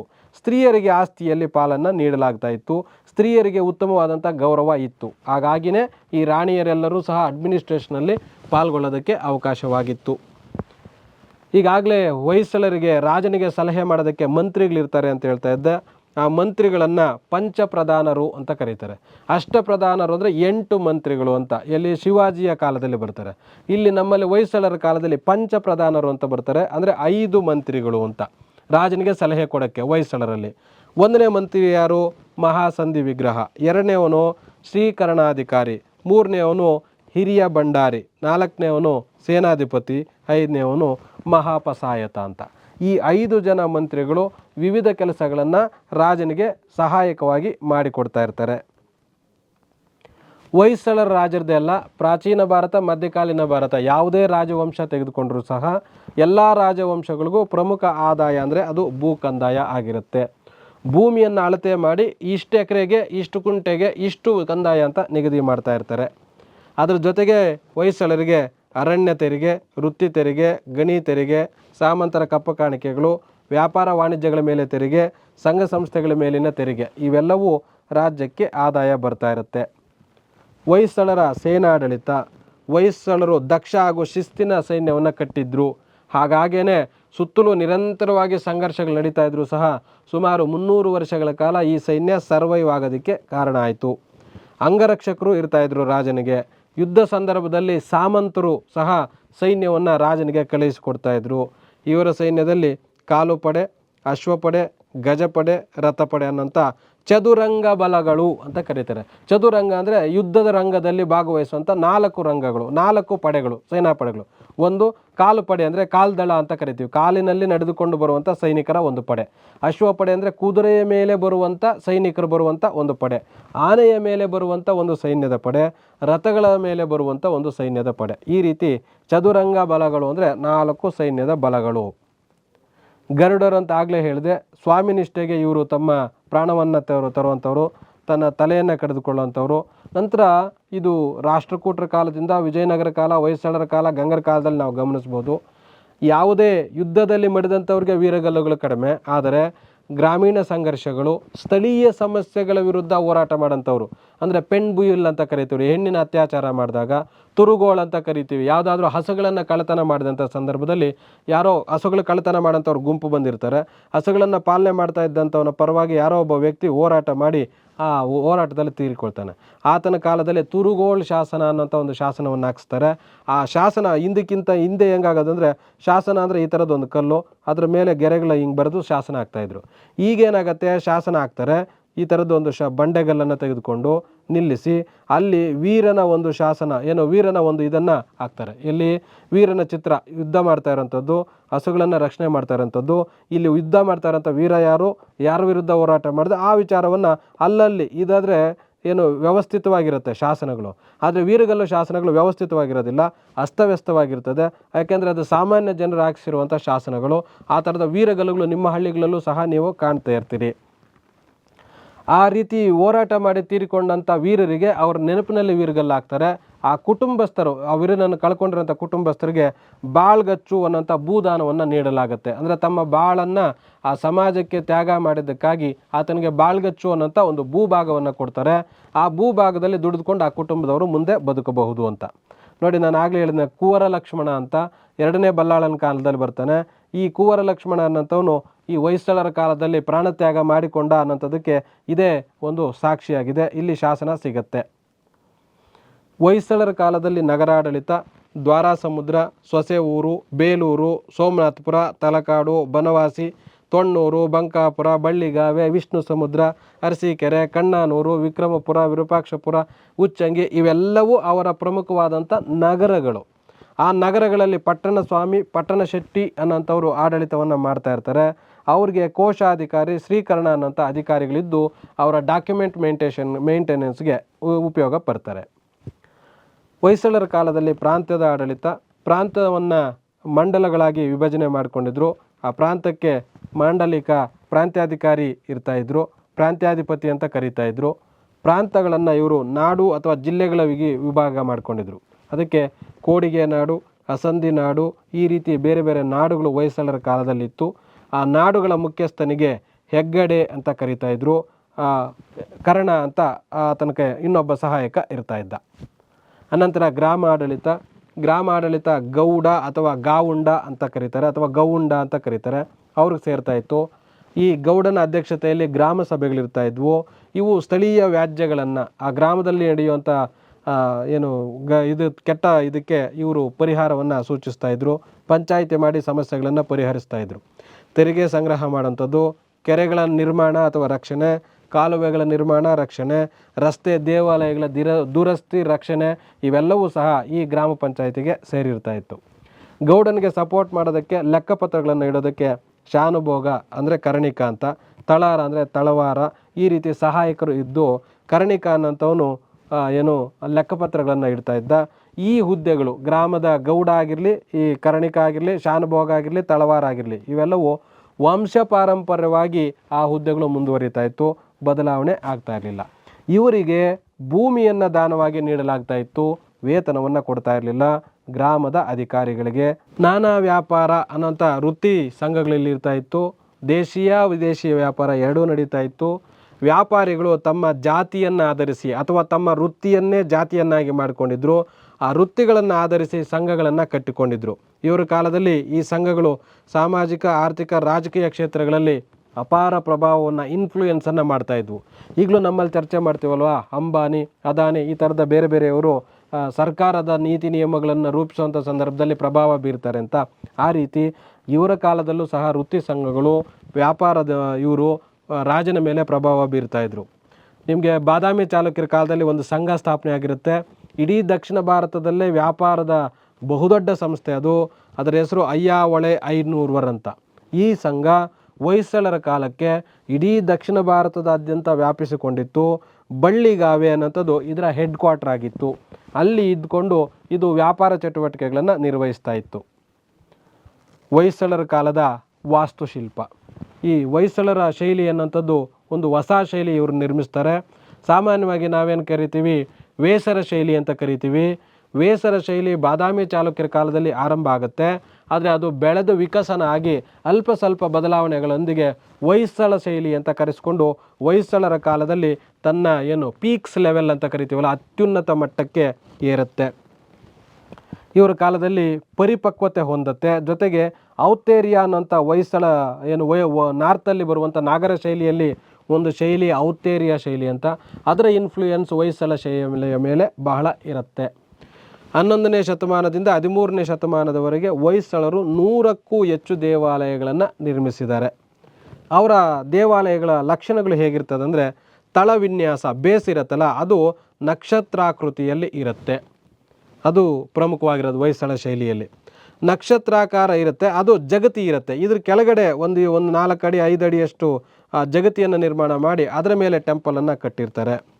ಗೋಡೆಗಳ ಮೇಲೆ ವೈವಿಧ್ಯಮಯವಾದಂಥ ಸೂಕ್ಷ್ಮ ಅಲಂಕಾರಿಕ ಕೆತ್ತನೆಗಳು ಕಂಡುಬರುತ್ತೆ. ದೇವಾಲಯದ ಸುತ್ತಲೂ ಪ್ರದಕ್ಷಿಣಾ ಪಥ ಅಂತ ಇರುತ್ತೆ ಹೊಯ್ಸಳರ ದೇವಾಲಯಗಳಲ್ಲಿ. ಅದು ಹೊರಗಡೆ ಇರುತ್ತೆ. ಕೆಲವು ದೇವಾಲಯಗಳಿಗೆ ಒಳಗಡೆ ಪ್ರದಕ್ಷಿಣಾ ಪಥ ಇರುತ್ತೆ. ಹೊಯ್ಸಳರ ದೇವಾಲಯಗಳಿಗೆ ಹೊರಗಡೆ ಪ್ರದಕ್ಷಿಣಾ ಪಥ ಸಾಮಾನ್ಯವಾಗಿರುತ್ತೆ. ಪ್ರವೇಶ ದ್ವಾರಗಳಲ್ಲಿ, ಎಂಟ್ರೆನ್ಸ್ ಗೇಟ್ಗಳಲ್ಲಿ ಅತಿ ಅದ್ಭುತವಾದಂಥ ಬಾಗಿಲುಗಳು, ಈಗೇನು ನಾವು ಈ ಥರ ಬಾಗಿಲು ಬರುತ್ತಲ್ಲ, ಇಲ್ಲಿ ತುಂಬ ಅದ್ಭುತವಾದಂಥ ಡಿಸೈನ್ಸನ್ನು ಮಾಡಿರ್ತಾರೆ ಹೊಯ್ಸಳ ಶೈಲಿಯಲ್ಲಿ. ದುಂಡನೆಯ, ನೀವಿಲ್ಲಿ ನೋಡ್ತಾ ಇದ್ದೀರಿ, ನುಣುಪಿನ ಕಂಬಗಳು ಎಷ್ಟು ನೈಸಾಗಿರುತ್ತೆ, ಒಂದೇ ಸೈಜಲ್ಲಿರುತ್ತೆ, ಒಂದು ಕಂಬಕ್ಕಿಂತ ಇನ್ನೊಂದು ಭಿನ್ನವಾಗಿರುತ್ತೆ ಇವರ ಕಾಲದಲ್ಲಿ. ಗುಮ್ಮಟಾಕಾರದ ಭುವನೇಶ್ವರಿಗಳು ಅಂತ ಕರೀತಾರೆ. ಈ ಹೊಯ್ಸಳ ಶೈಲಿಯಲ್ಲಿ ಅದೊಂದು ಅದ್ಭುತವಾದಂಥ ಕೊಡುಗೆಯಾಗಿದೆ. ಸಾಮಾನ್ಯವಾಗಿ ಹೊಯ್ಸಳ ಶೈಲಿಯ ದೇವಾಲಯಗಳಿಗೆ ಮುಖಮಂಟಪಗಳು ಇರೋದಿಲ್ಲ. ಇವರ ದೇವಾಲಯಗಳು ಏಕಕೂಟ, ದ್ವಿಕೂಟ, ತ್ರಿಕೂಟ, ಚತುಷ್ಕೂಟ, ಪಂಚಕೂಟ ಅಂತ. ಕೂಟ ಅಂದರೆ ಗರ್ಭಗುಡಿ ಅಂತ. ಇವರು ದೇವಾಲಯಗಳಲ್ಲಿ ಕೆಲವು ದೇವಾಲಯಕ್ಕೆ ಒಂದೇ ಗರ್ಭಗುಡಿ, ಕೆಲವು ದೇವಾಲಯಕ್ಕೆ 2, 3, 4, 5 ಈ ರೀತಿ ಗರ್ಭಗುಡಿಗಳು ಕಂಡು ಬರ್ತವೆ. ಅದರಲ್ಲಿ ಹೆಚ್ಚು 3 ಗರ್ಭಗುಡಿಗಳಿರುವಂಥ ದೇವಾಲಯಗಳನ್ನು ಹೊಯ್ಸಳರು ನಿರ್ಮಾಣ ಮಾಡಿದ್ದಾರೆ. ಆದರೆ ಬಾದಾಮಿ ಚಾಲುಕ್ಯರ ಕಾಲದಲ್ಲಿ ನಾವು ಗುಹಾಂತರ ದೇವಾಲಯಗಳನ್ನು ಕಾಣ್ತೇವೆ. ರಾಷ್ಟ್ರಕೂಟರ ಕಾಲದಲ್ಲಿ ಗುಹಾಂತರ ದೇವಾಲಯಗಳನ್ನು ಕಾಣ್ತೇವೆ. ಆದರೆ ಹೊಯ್ಸಳರ ಕಾಲದಲ್ಲಿ ಗುಹಾಂತರ ದೇವಾಲಯಗಳು ಕಂಡುಬರೋದಿಲ್ಲ. ಇವರು ವಾಸ್ತುಶಿಲ್ಪಕ್ಕೆ ಡಾರ್ಕ್ ಗ್ರೀನ್ ಇರುವಂಥ, ಬಾಟಲ್ ಗ್ರೀನ್ ಅಂತ ಕರಿತೀವಲ್ಲ, ಆ ಥರದ ಒಂದು ಗ್ರೀನ್ ಕಲರ್ ಬರುವಂಥ ಬಳಪದ ಕಲ್ಲನ್ನು ಬಳಸ್ತಾರೆ. ಇವರ ಅಲಂಕಾರಿಕೆಗೆ ಸೂಕ್ಷ್ಮ ಕೆತ್ತನೆಗಳು ಅತಿ ಅದ್ಭುತವಾಗಿರ್ತದೆ. ಇವು ಲಕ್ಷಣಗಳು. ಆ ಲಕ್ಷಣಗಳಿರುವಂಥ ಇವರ ಪ್ರಮುಖ ದೇವಾಲಯಗಳನ್ನು ತಿಳ್ಕೊಳ್ಳೋಣ. ಅದರಲ್ಲಿ ಒಂದನೆಯದು ಏಕಕೂಟ ದೇವಾಲಯ, ಅಂದರೆ ಒಂದೇ ಗರ್ಭಗುಡಿ ಇರುವಂಥ ದೇವಾಲಯ. ಎಲ್ಲಿದೆ? ಬೇಲೂರಿನಲ್ಲಿದೆ. ಆ ದೇವಾಲಯದ ಹೆಸರೇನು? ಚನ್ನಕೇಶವ ದೇವಾಲಯ. ಈ ದೇವಾಲಯದಲ್ಲಿ ಒಂದೇ ಗರ್ಭಗುಡಿ ಇದೆ. ಮೇಲ್ಭಾಗದಲ್ಲಿ, ಗರ್ಭಗುಡಿಯ ಮೇಲ್ಭಾಗದಲ್ಲಿ ಶಿಖರ ಇರುತ್ತೆ. ಆದರೆ ಹೊಯ್ಸಳರ ಒಂದು ಕಲೆ ಮತ್ತು ವಾಸ್ತುಶಿಲ್ಪದಲ್ಲಿ ಎಲ್ಲವೂ ಪಾಸಿಟಿವ್ ಥಿಂಗ್ಸ್ ಇದೆ, ಒಂದೇ ಒಂದು ನೆಗೆಟಿವ್ ಇದೆ. ಏನಪ್ಪ ಅದಂದರೆ, ಇವರ ಕಾಲದಲ್ಲಿ ನಿರ್ಮಾಣ ಆಗಿರುವಂಥ ಗರ್ಭಗುಡಿಗಳಿಗೆ ಗಾಳಿ ಮತ್ತು ಬೆಳಕು ಇವೆರಡೂ ಸಮಸ್ಯೆ ಇರುತ್ತೆ. ಹೊರಗಡೆ ಗಾಳಿ ಬೆಳಕು ಇರುತ್ತೆ, ಗರ್ಭಗುಡಿಗೆ ಗಾಳಿ ಬೆಳಕು ತುಂಬ ಸಮಸ್ಯೆ ಆಗುತ್ತೆ, ಅದು ನೆಗೆಟಿವ್. ಚೋಳರ ಮೇಲೆ ವಿಷ್ಣುವರ್ಧನ ವಿಜಯ ಪಡಿತಾನಲ್ಲ, ಗೆದ್ದನಲ್ಲ, ಅವ್ರನ್ನೆಲ್ಲ ಸೋಲಿಸಿದ್ನಲ್ಲ, ಆ ನಂತರ ವೈಷ್ಣವ ಧರ್ಮ ಸ್ವೀಕರಿಸಿದ್ನಲ್ಲ, ಈ ಎರಡೂ ಕಾರಣಗಳಿಂದ ಹೆಚ್ಚು ಹೆಚ್ಚು ದೇವಾಲಯಗಳನ್ನು ಯಾರು ವಿಷ್ಣುವರ್ಧನ ನಿರ್ಮಿಸ್ತಾನೆ. ನೋಡಿ, ನೀವಿಲ್ಲಿ ಕಾಣ್ತಾ ಇರ್ಬೋದು. ನೋಡಿ, ಸೂಕ್ಷ್ಮ ಅಲಂಕಾರಿಕ ಕೆತ್ತನೆಗಳು ಅಂತ ಹೇಳಿದ್ನಲ್ಲ, ನೋಡಿ ಇಲ್ಲೆಲ್ಲ ನೋಡ್ತೀವಿ. ಈ ಆನೆಗಳು ಈ ದೇವಾಲಯವನ್ನು ಹೊತ್ತು ನಿಂತಿದ್ದಾವೆ ಅಂತ. ಇಲ್ಲಿ ನೋಡಿ, ಹುಲಿಗಳು, ಕುದುರೆಗಳ ಸಾಲು, ಇವು ಲತಾ ಬಳ್ಳಿಗಳು, ಈ ಥರದ ಒಂದು ನೋಡಿ ಇದು ಏನು ಬಾಲ್ಕನಿ ಅನ್ನೋಂಥದ್ದು, ಈ ರೀತಿಯಾದಂಥ ವಿಶೇಷವಾಗಿರುವಂಥದ್ದು ಹೊಯ್ಸಳರ ದೇವಾಲಯಗಳಲ್ಲಿ ನಾವು ಕಾಣ್ತೇವೆ. ಚನ್ನಕೇಶವ ದೇವಾಲಯ ಹೊರಗಡೆ ನೋಡೋದಕ್ಕಿಂತ ಒಳಗಡೆ ನೋಡೋದು ಅದ್ಭುತವಾಗಿದೆ. ಯಾಕೆಂದರೆ ನವರಂಗ ಅಂತ ಬರುತ್ತೆ ದೇವಾಲಯದ ಒಳಗಡೆ ಮಂಟಪ, ಅದರಲ್ಲಿ 42 ಕಂಬಗಳಿದ್ದಾವೆ. ಆ ಕಂಬಗಳೆಲ್ಲವೂ ಆಗಲೇ ತೋರಿಸಿದಂತೆ ನುಣ್ಣಗೆ ಇರ್ತವೆ, ಹೊಳಪಿನಿಂದ ಇರ್ತದೆ, ಶೈನಿಂಗ್ ಇರುತ್ತೆ. ಅವು ಒಂದಕ್ಕಿಂತ ಇನ್ನೊಂದು ಭಿನ್ನವಾಗಿರುತ್ತೆ, ಒಂದಕ್ಕಿಂತ ಒಂದು ಅದ್ಭುತವಾಗಿರುತ್ತೆ. ತಾವಿಲ್ಲಿ ಗಮನಿಸ್ಬೋದು. ನೋಡಿ ಇಲ್ಲೊಂದು ಕಂಬ ಇದೆ, ಅದರ ಕೆತ್ತನೆ ನೋಡಿ, ಇಲ್ಲಿನ ಕಂಬದ ಕೆತ್ತನೆ ನೋಡಿ, ಈ ಕಂಬದ ಕೆತ್ತನೆ ನೋಡಿ. ಈ ರೀತಿ ಒಂದೊಂದು ಕಂಬದಲ್ಲಿ ಒಂದೊಂದು ಭಿನ್ನವಾದಂಥ ಡಿಸೈನ್ಸನ್ನು ಇವರ ಕಾಲದಲ್ಲಿ ನಿರ್ಮಿಸಿದ್ದಾರೆ. ನವರಂಗ ಅಂದರೆ ಗರ್ಭಗುಡಿಯ ಮುಂಭಾಗದಲ್ಲಿ ಬರುವಂಥ ಒಂದು ಪ್ಲೇಸ್ ಆಗಿರುತ್ತೆ. ಅದರದ್ದು ಮೇಲ್ಛಾವಣಿ ಇರುತ್ತೆ, ಅದು ಶಿಲ್ಪದ ನಿಧಿ ಅಂತ ಕರಿತೀವಿ. ಆ ಮೇಲ್ಛಾವಣಿಯನ್ನು ಈ ಥರ ಇರುತ್ತೆ ಮೇಲ್ಛಾವಣಿ ಅಂತ. ಇದು ಟೆಂಪಲ್ಲು ಗರ್ಭಗುಡಿ ಅಂತಂದರೆ ಇದು ಇಲ್ಲಿ ಮುಂದೆ ಗರ್ಭಗುಡಿ ಇರುತ್ತೆ, ಅದನ್ನು ಮುಂದಕ್ಕೆ ಗರ್ಭಗುಡಿ ಇಲ್ಲಿದೆ, ಗರ್ಭಗುಡಿಯಿಂದ ಮುಂದಕ್ಕೆ ಇಲ್ಲಿರೋಂಥದ್ದನ್ನು ನಾವು ನವರಂಗ ಅಂತ ಕರಿತೀವಿ. ಈ ಗರ್ಭಗುಡಿಯ ಮುಂದೆ ಇರುವಂಥ ನವರಂಗದ ಟಾಪ್ ಇದೆಯಲ್ಲ, ಅಲ್ಲಿ ಈ ಭುವನೇಶ್ವರಿಗಳು ಕಂಡುಬರುತ್ತದೆ.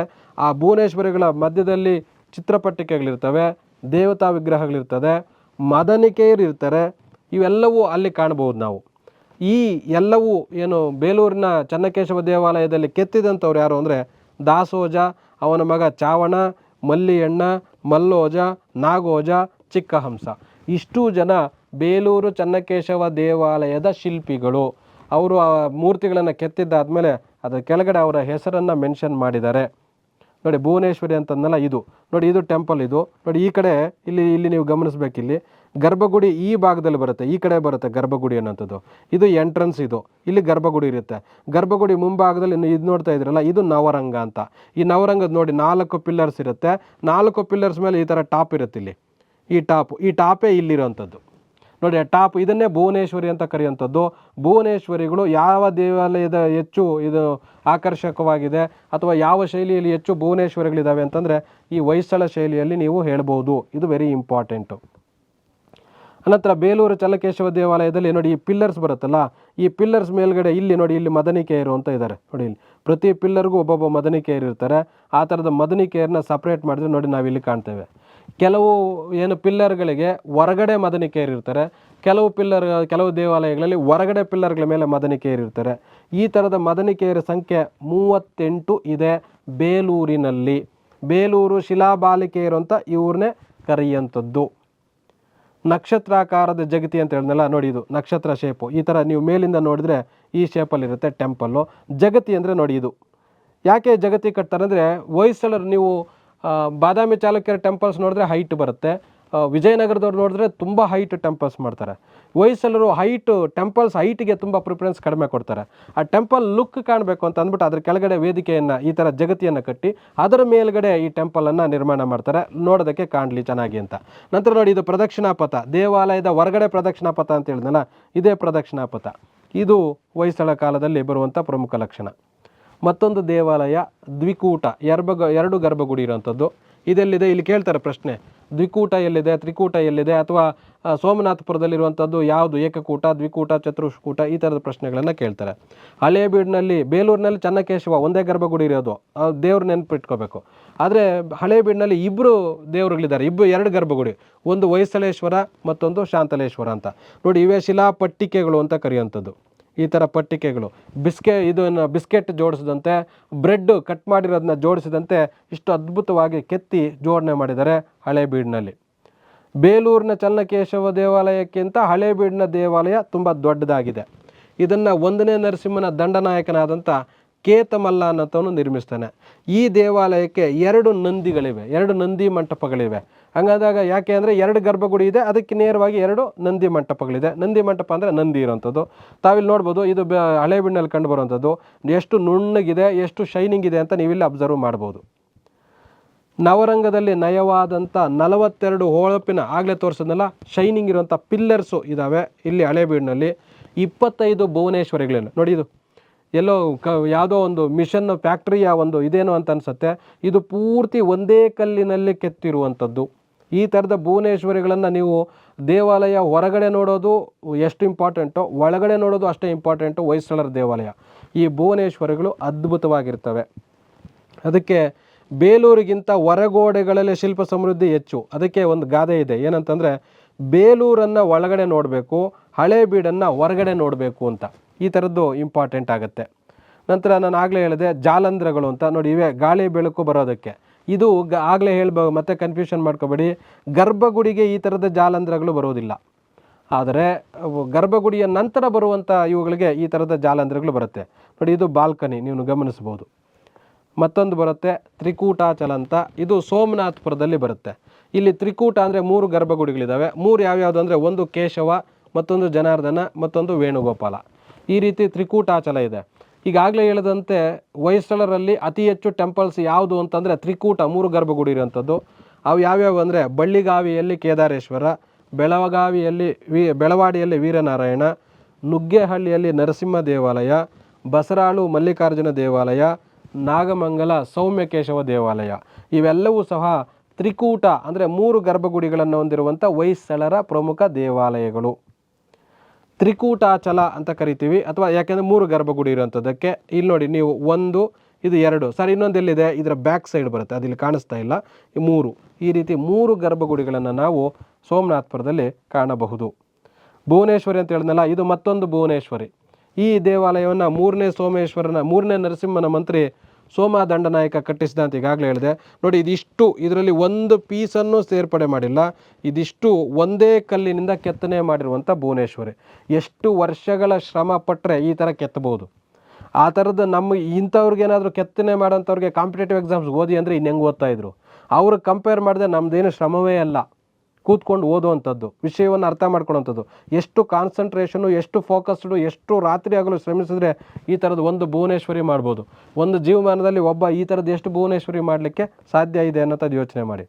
ದೇವಾಲಯದ ಗೋಡೆಗಳ ಸುತ್ತಲೂ 3 ಅಡಿ ಎತ್ತರವಾಗಿ ಚಿತ್ರಪಟ್ಟಿಕೆಗಳು, ನೋಡಿ ಚಿತ್ರಪತ್ರಿಕೆಗಳು. ನೋಡಿ ಇಲ್ಲೇನಾಗುತ್ತೆ, ರಾಮಾಯಣಕ್ಕೆ ಸಂಬಂಧಪಟ್ಟಂಥ, ಮಹಾಭಾರತಕ್ಕೆ ಸಂಬಂಧಪಟ್ಟಂಥ, ಪುರಾಣಗಳಿಗೆ ಸಂಬಂಧಪಟ್ಟಂಥವು, ಜೊತೆಗೆ ಆನೆಗಳು, ಕುದುರೆಗಳು, ಇವೆಲ್ಲ ದೃಶ್ಯಗಳನ್ನು ಇಲ್ಲಿ ಕೆತ್ತನೆ ಮಾಡಿರ್ತಾರೆ. ನೀವು ಇದನ್ನು ಗಮನಿಸಬಹುದು.